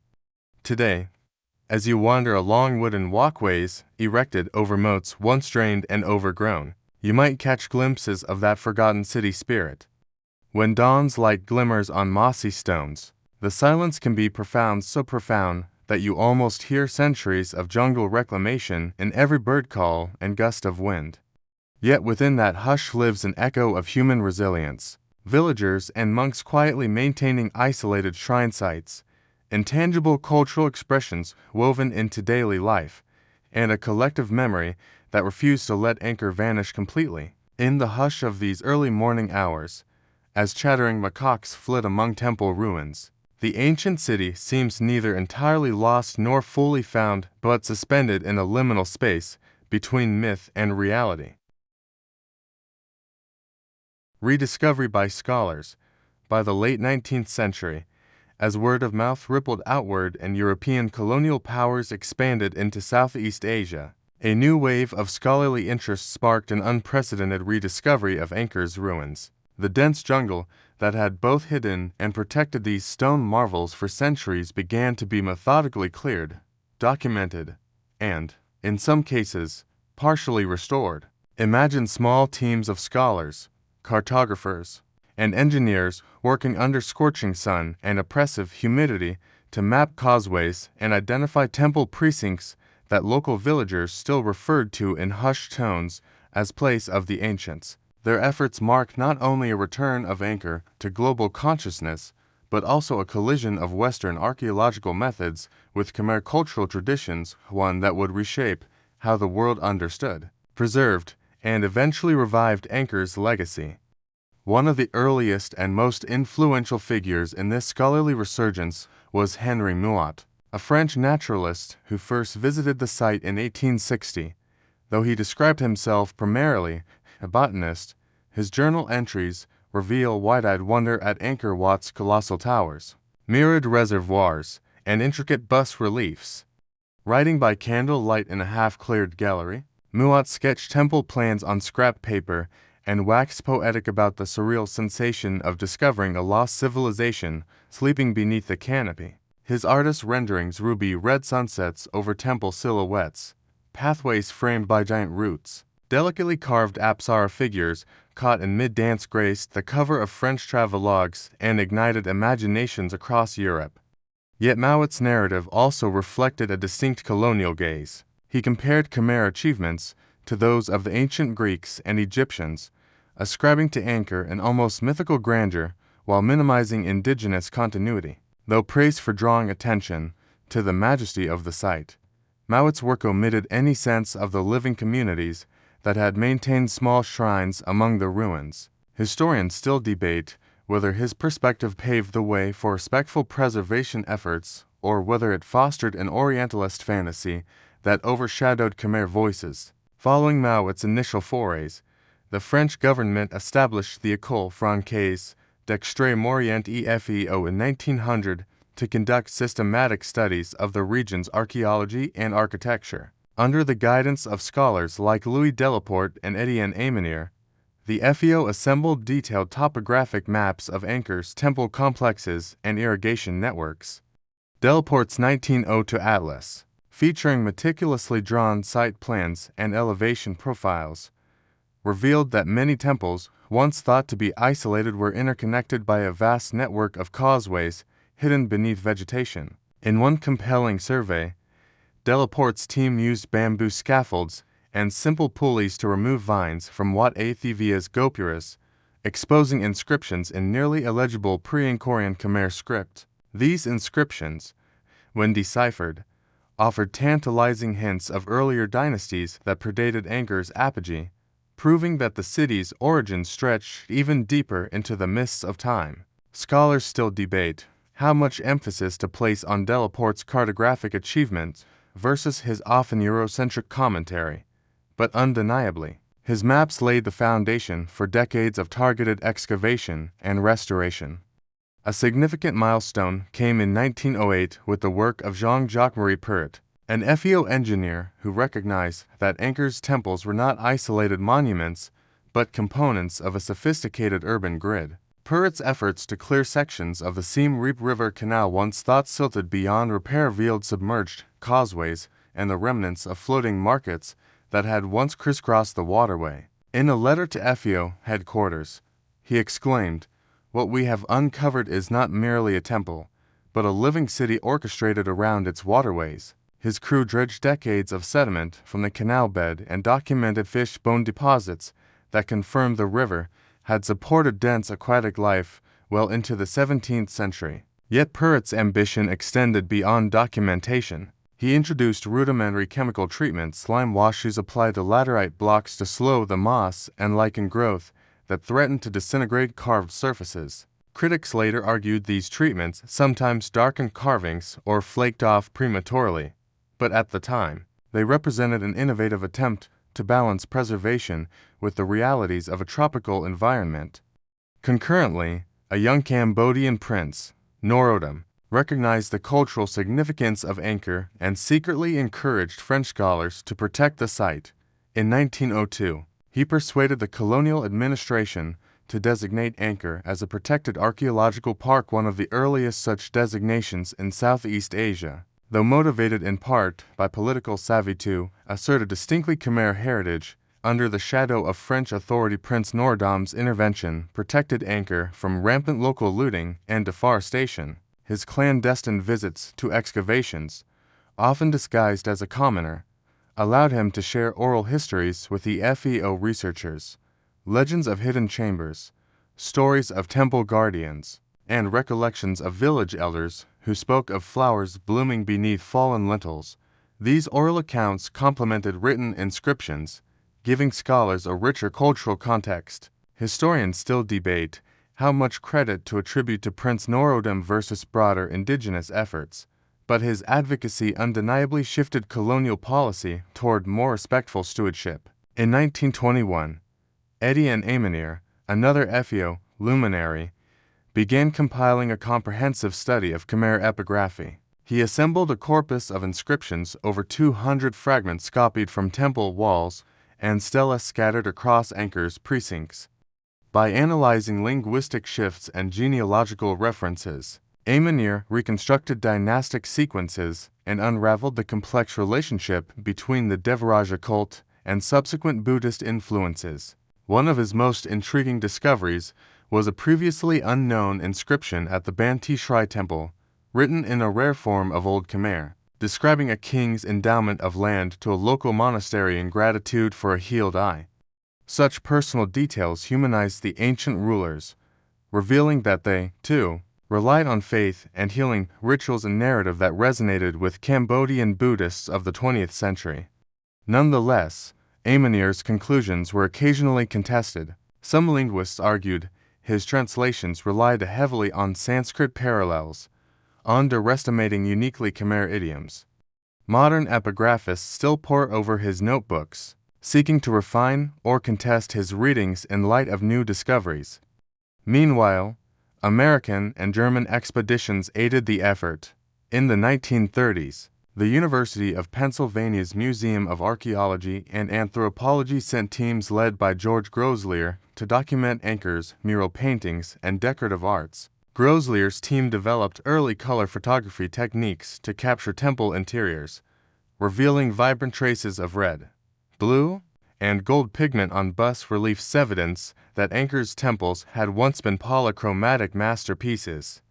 These photos, later published in art journals, challenged the prevailing notion that Khmer architecture was monochromatic sand-colored stone. Groslier also collaborated with local artisans to produce detailed rubbings of stone inscriptions, an approach that preserved elusive details lost when inscriptions eroded. Yet some critics argued that rubbing techniques sometimes over-exaggerated carved reliefs, misleading scholars about the depth and style of original masterpieces. Even today, art historians consult Groslier's archived photographs to understand the original color palettes and iconographic schemes of Angkor's temples. During World War II, scholarly activity near Angkor waned, but conservation efforts continued in earnest under the auspices of the French colonial administration. Deliberate stabilization projects repaired temple galleries that threatened collapse, using a technique called anastomosis, dismantling fallen stones, numbering them, and re-erecting them in their original positions. This careful approach ensured that, whenever possible, original stones were used, with minimal new material added, yet balancing authenticity with structural safety proved contentious. Some argued that a second layer of laterite blocks only added for reinforcement detracted from the temple's original aesthetic. Others believed that, without these interventions, priceless carvings would vanish. Historians still debate how to weigh the merits of anastomosis against purist philosophies that emphasize non-intervention, especially in light of ongoing debates about how best to conserve tropical stone. In the post-independence era following 1953, Cambodian scholars began to play a leading role in Angkor's rediscovery. Figures like Venerable Suvanbabaja, a Cambodian monk archaeologist, studied under Efo Manners before returning to train Khmer restorers. He emphasized integrating local knowledge, traditional construction techniques, oral histories, and spiritual sensibilities into restoration planning. Under his guidance, teams of Khmer artisans learned to recreate ancient decorative motifs using locally sourced sandstone and traditional lime mortar, reviving skilled trades nearly lost to modernization. He also advocated for community engagement. In one pilot project at Ta Prohm, villagers were invited to help clear saplings from temple corridors, to chant protective mantras before excavation, and to contribute to a collective shrine dedicated to local guardians. Suvanbabaja's holistic approach melding archaeology, conservation, and community ritual set a precedent that resonates in heritage management practices today. Yet some of his successors struggled with balancing heritage protection against the demands of a growing tourism industry, testing the limits of his integrative vision. International collaboration flourished with UNESCO's involvement in the 1990s. The Angkor Conservation Project, spearheaded by expert conservators from Japan, Germany, and Australia, focused on large-scale structural reinforcement, erecting scaffolding, installing drainage systems to divert monsoon runoff, and applying breathable protective coatings to fragile carvings.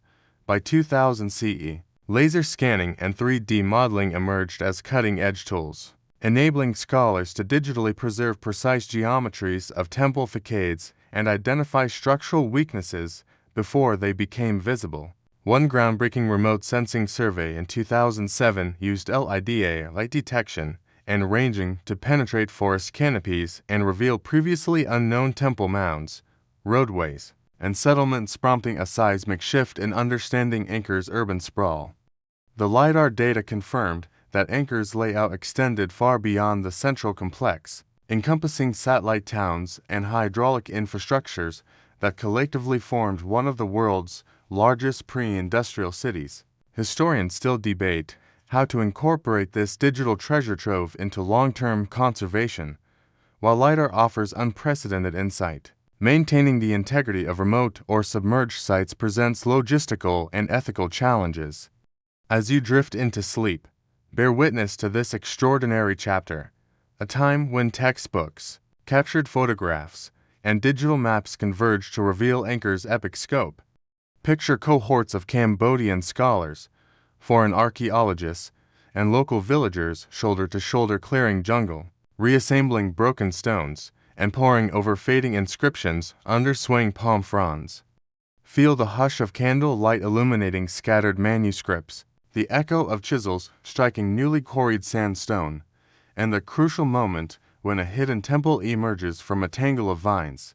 In the quiet of those discoveries, let the rediscovery by scholars become your lullaby, a testament to human curiosity, collaboration, and reverence for a city once forgotten. Conservation efforts. By the late 20th century, Angkor's sprawling ruins, once concealed beneath jungle shadows and scattered relics, had become emblematic of Cambodia's cultural resilience and the world's responsibility to heritage preservation. Imagine yourself standing on a raised walkway above the moss-laden moat of Preah Khan at sunrise. The air is thick with humidity, and the soft owl calls fade into the distant hum of arriving tourists. As you gaze across the temple's weathered towers, you sense the urgency of conserving what remains of an empire that once wove its destiny in stone.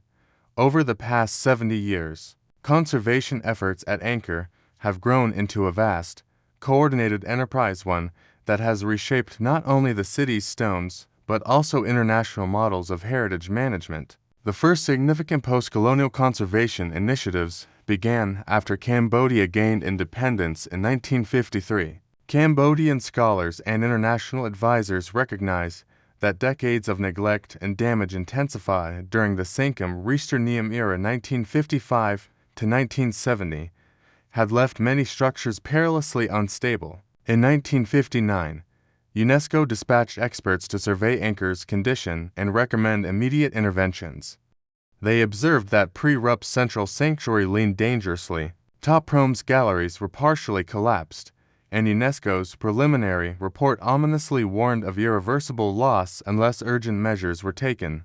Prompted by these findings, King Norodom Sihanouk's government formed a Directorate for National Cultural and Historic Heritage, entrusting Cambodian architect Van Moleven to oversee initial stabilization projects. Moleven and his team deployed rudimentary anastomosis, dismantling fallen blocks at Bayan, numbering them with chalk, and reassembling them atop steel-reinforced concrete cores.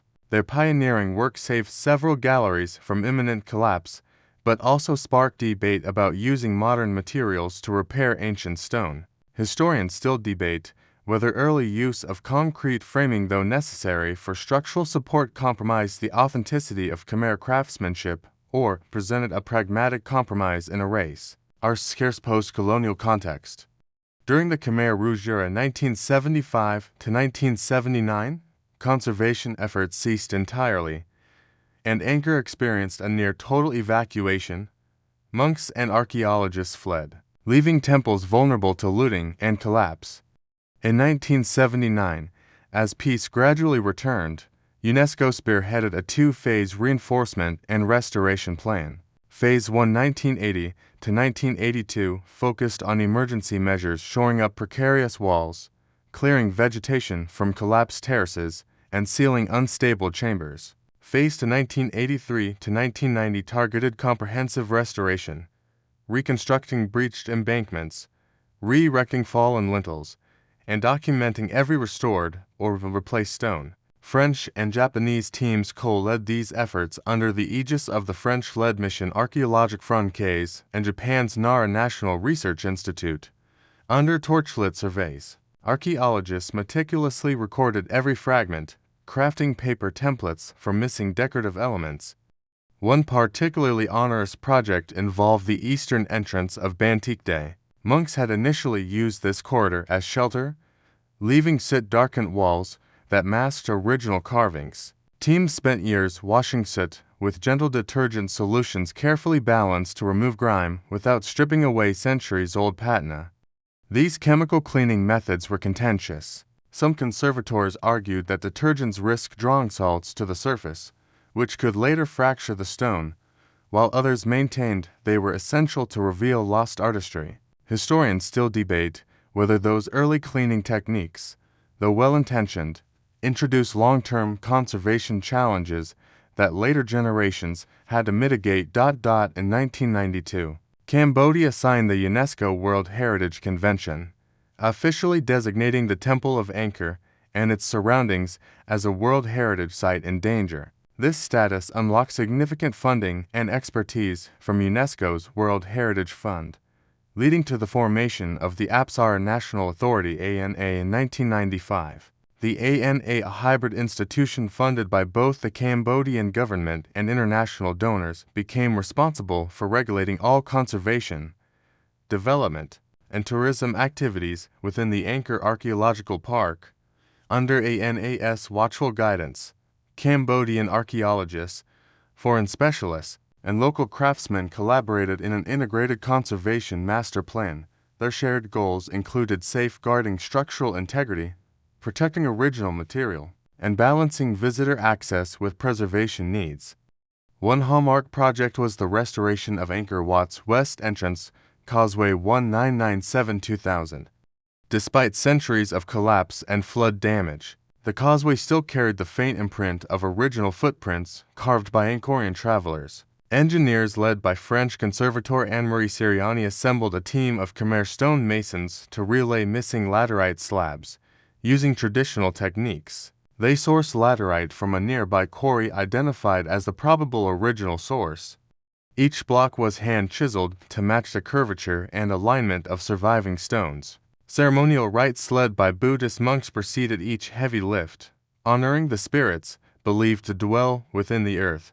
Through this meticulous process, the causeway's original profile was gradually resurrected, yet some critics contended that reconstructing missing sections based on fragmentary evidence risked introducing conjecture into the restoration, blurring lines between original Angkorian craftsmanship and modern interpretation.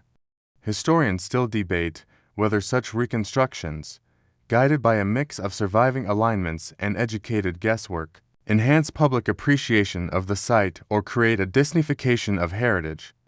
By the early 2000s, technological advances revolutionized conservation practices. High-resolution 3D laser scanning implemented through a joint initiative by the German Archaeological Institute and ANA cataloged millions of data points for each temple facade, producing detailed digital models that preserved architectural geometry with centimeter-level precision.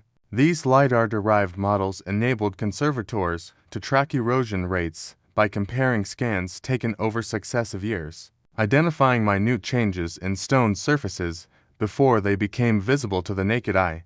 In one revealing study, scans of the Elephant's Terrace at Angkor Thom detected micro-level subsidence around foundation blocks attributed to underground termite galleries undermining soil stability. Reacting to this discovery, ANA launched a termite control program, introducing natural predators, dwarf mongooses, to curb termite populations. The intervention, though unexpected in an archaeological context, demonstrated how digital tools could inform not only stone conservation but also broader ecological management within the park. Historians still debate whether reliance on cutting-edge technology risks sidelining traditional Khmer conservation knowledge or whether it represents a crucial synergy that enhances heritage protection. Conservation efforts have also grappled with the challenge of climate change.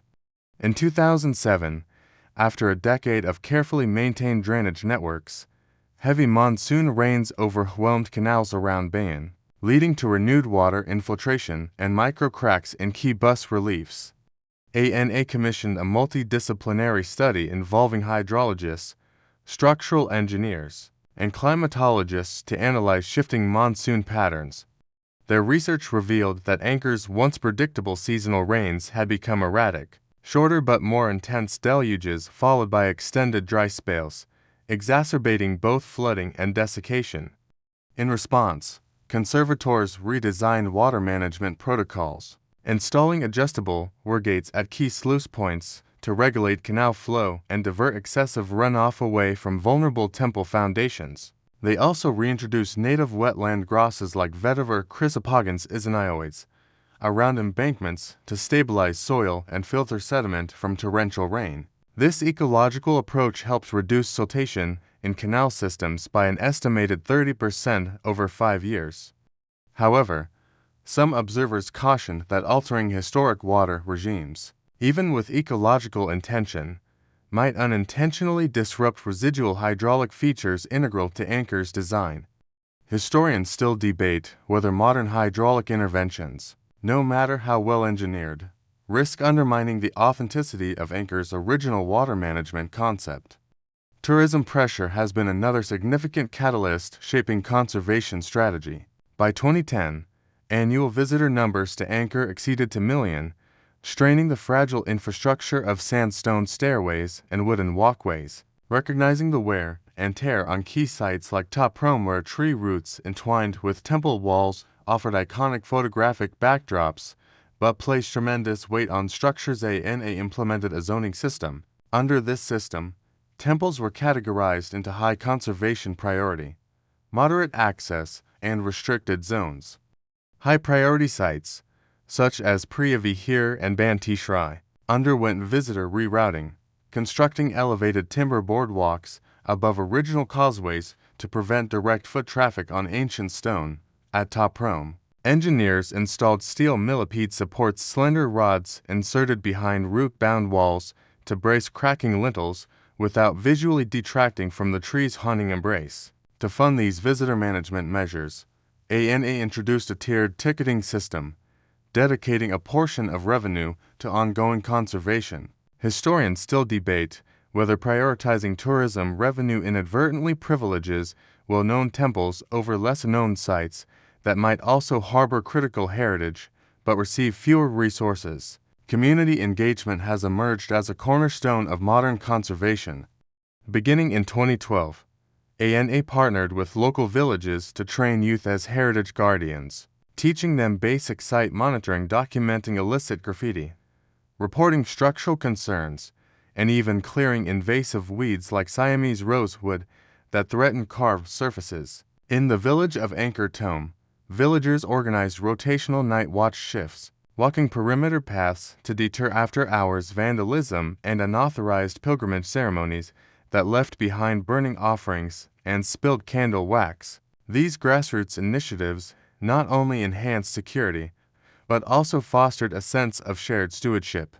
Villagers began crafting small-scale replicas of broken carvings, selling them as souvenirs that educated tourists about the importance of conservation.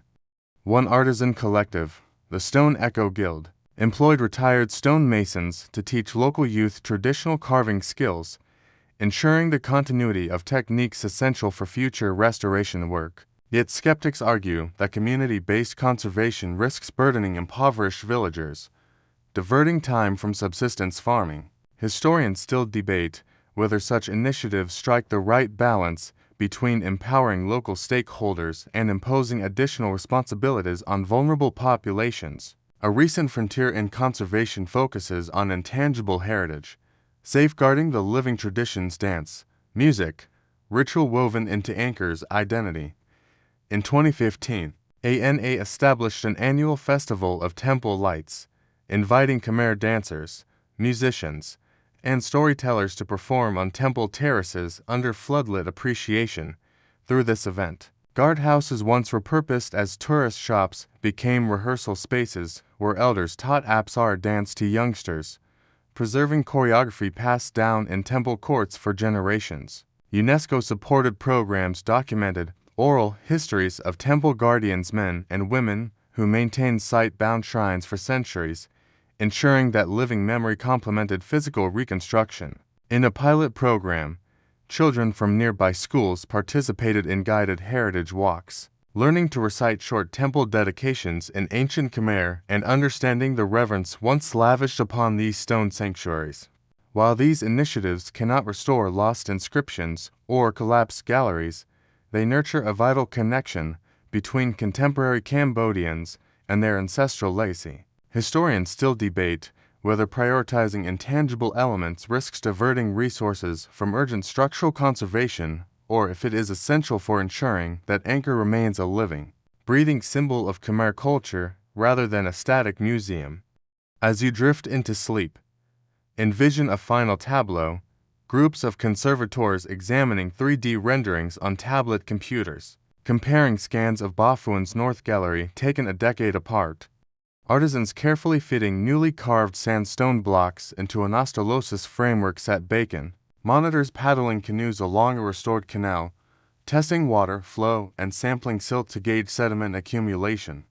Hear the whispered chants of village children practicing ancient verses at dusk, the clatter of chisels striking stone in remote workshop courtyards, and the distant echo of bullock carts bringing fresh supplies of laterite for foundation repairs. In the hush of that scene, Let the story of conservation efforts become your lullaby, a gentle reminder that, though empires may crumble, the commitment to remember, restore, and revere can keep history's treasures alight for generations yet to come. Modern mystery.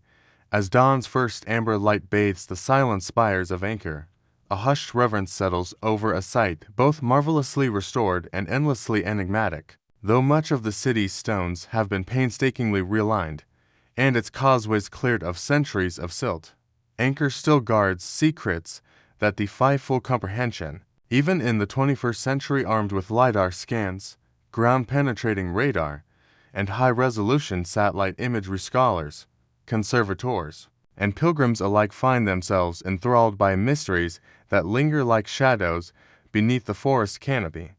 In this final section, we traverse the modern mystery of Angkor, the questions that remain unanswered, the new discoveries that challenge established narratives, and the spiritual resonance that ebbs and flows around these ancient stones. One of the most pressing enigmas is Angkor's true population at its zenith. Early estimates, based on agricultural capacity and inferred water management networks, suggested a population of roughly 500,000 to 1 million inhabitants during the 12th and 13th centuries. However, recent LiDAR data revealing sprawling suburban hamlets, rural farmsteads, and peripheral temples extending well beyond a 30-kilometer radius have pushed these estimates dramatically higher. Archaeologists now propose that Angkor may have supported closer to 1.5 million people at its peak, making it one of the largest human settlements of the pre-industrial world. Yet this raises further questions. How did an agrarian society of this scale sustain itself without centralized industrial infrastructure? Where did the labor force reside when no extant map shows dense urban blocks akin to modern cities? Some scholars have theorized that many inhabitants lived in densely packed wooden stilt houses that left no trace once abandoned. But the complete extent of these ephemeral neighborhoods remains unclear.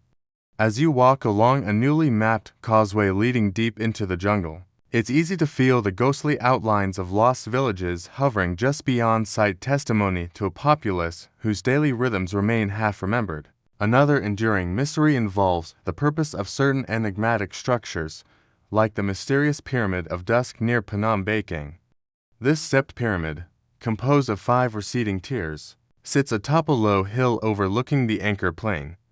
While most scholars agree it served as a symbolic representation of Mount Meru, few concur on its precise ceremonial function. Was it a coronation platform, a ritual calendar, or perhaps a platform for cremation, its flat summit presiding over sacrificial rites? Excavations at its base have unearthed charcoal fragments, radiocarbon dated to mid-14th century use long after the pyramid's construction, suggesting episodic revivals of ceremonial activity. Some local oral histories recount whispered stories of nighttime gatherings around the pyramid, where villagers reported seeing firelight flicker amidst falling fig moss, as though phantom priests conducted secret rites.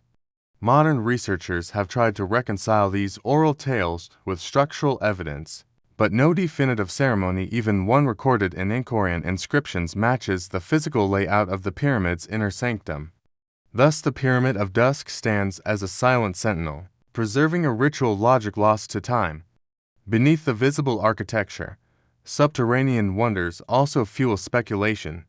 In 2018, a ground-penetrating radar survey around the East Barrier revealed possible underground chambers, empty cavities directly beneath the reservoir floor, arranged in a rectangular grid. Some experts argue these are simply ancient culverts or drainage tunnels, part of an intricate water regulation system whose precise operation remains poorly understood. Others propose more cryptic functions, hidden repositories for royal treasures, secret ritual passageways used by water priests, or even refuge spaces during times of invasion. The absence of any surface access points makes direct excavation risky, and thus, the debate remains theoretical. When you peer over the still waters of the East Barrier at dawn, the mirror reflects not just temple spires, but imagined corridors beneath the mud, hinting at a subterranean labyrinth that perhaps once resonated with chants and submerged footsteps. The chemical composition of Angkor's sandstone also poses a puzzling question.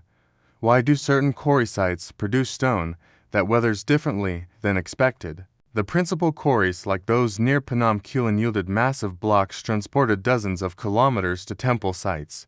Yet conservators have noted that smaller, peripheral temples built with locally sourced secondary sandstone display remarkably better resistance to biological growth, moss, lichen, than the central monuments. This has led to speculation that quarrying techniques or the specific stone strata chosen may have varied deliberately, perhaps to achieve differing symbolic or functional purposes. Some temple complexes seem to draw from multiple quarry sources, blending textures in a way that modern geologists still struggle to replicate. In the heat of a humid afternoon, as you run your fingers over a carved lintel at Takeo, you might feel the subtle grain differences that mark the skilled selection of stone and empirical knowledge lost when quarries were abandoned and artisan lineages dispersed. Adding to the complexity, Angkor's astronomical alignment theories remain incompletely validated. Numerous temples Angkor Wat, Chosei Tavoda, Phnom Bakheng exhibit alignments with solstitial sunrise or lunar standstill positions, suggesting an advanced understanding of celestial cycles. Yet not all alignments fit neatly into a singular calendrical system. Some, like Banteay Samra's east-facing central shrine, align precisely to the summer solstice, while neighboring temples align to equinoxes or specific lunar events. Researchers continue to debate whether these alignments reflect a coordinated cosmological blueprint or if they simply represent incremental temple building practices by successive kings, each favoring particular celestial observances. On a clear night at Phnom Bakheng's summit, you can still trace the cardinal points where ancient sky watchers recorded planetary movements, imagining priests etching notches in wood or marking shadow lengths on stone as living oracles of cosmic will. The precise integration of astronomy, architecture, and ritual action remains an enticing riddle. Beyond the physical, Angkor's intangible aura embodies a spiritual mystery. For local Khmer, Angkor never truly fell. It merely shifted to another realm. Practicing monks still conduct sunset rituals at sunrise temples, offering water and incense to unseen guardian zaks that have persisted unbroken for centuries. One elder nun, province labeled as a living guardian, carries a lineage of temple protectors who trace their ancestry to Angkorian priests. She recites chants in a dialect that scholars have only partially deciphered, weaving Pali and Old Khmer into invocations believed to maintain the temple's sanctity. When her voice rises and falls in the cool pre-dawn air, you sense that Angkor's stones still respond to these reverent vibrations, as though an unseen heartbeat pulses beneath each lintel. Researchers studying the acoustic properties of gallery chambers have noted how certain bas-relief alcoves seem to amplify low-frequency chants, a potential design feature for ritual resonance that remains subject to further inquiry. In that hush, the boundary between archaeology and mysticism dissolves, leaving a profound sense that Angkor's spirit endures in ways beyond empirical measurement. Recent discoveries continue to rewrite the narrative. In 2021, a Cambodian-German research team unearthed a previously unknown temple mound northeast of the East Mebane Reservoir, its brick foundation protruding just above ground, hidden by a long grass. Preliminary excavation revealed a mandala-shaped plan, an entirely new temple orientation, unlike any documented layout. Though still under investigation, this find challenges assumptions about standardized temple plans and suggests the creative diversity of Angkor's architects extended far beyond known typologies. When you hike through the reeds that now shield this rainforest ruin, you can almost feel the thrill that courses through researchers as they brush away the first layers of sediment, revealing corniced apsar niches peering from crumbling brick.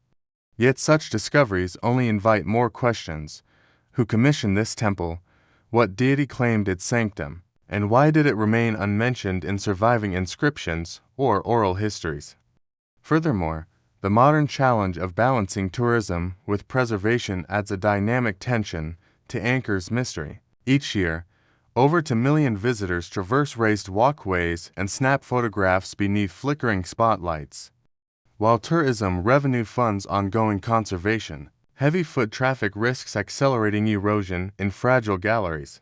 Debates swirl around whether to restrict access to certain sites like the deeply rooted intertwined to promote to invest in virtual reality experiences that allow remote visitors to explore digital reconstructions without physically impacting the stones. Some propose rotating rest periods for temples, closing them to foot traffic for months at a time to allow micro-ecosystems to recover, much like crop fields left fallow. As you stand on a newly built steel bridge above a temple moat, you witness the choreography of kayaks navigating serene waters below electrical towers, a vivid reminder that Angkor remains alive, its stones subject to contemporary currents as much as ancient ones. Finally, Angkor's place in global heritage presents a meta-mystery: how to honor a site that symbolizes not only Khmer identity, but also the universal human impulse to build, believe, and transcend. In an era of climate upheaval, geopolitical change, and shifting cultural paradigms, Angkor stands as both a cautionary tale of ephemeral grandeur and a beacon of enduring artistry. When a storm approaches, dark monsoon clouds rolling over distant hills, you might feel a shared pulse among caretakers scanning water levels, heritage guardians chanting protective mantras, and tourists raising umbrellas in respectful awe. In that collective pause, Angkor's mystery crystallizes, an ancient city, both fossilized and ever-evolving, offering lessons as much as unanswered questions.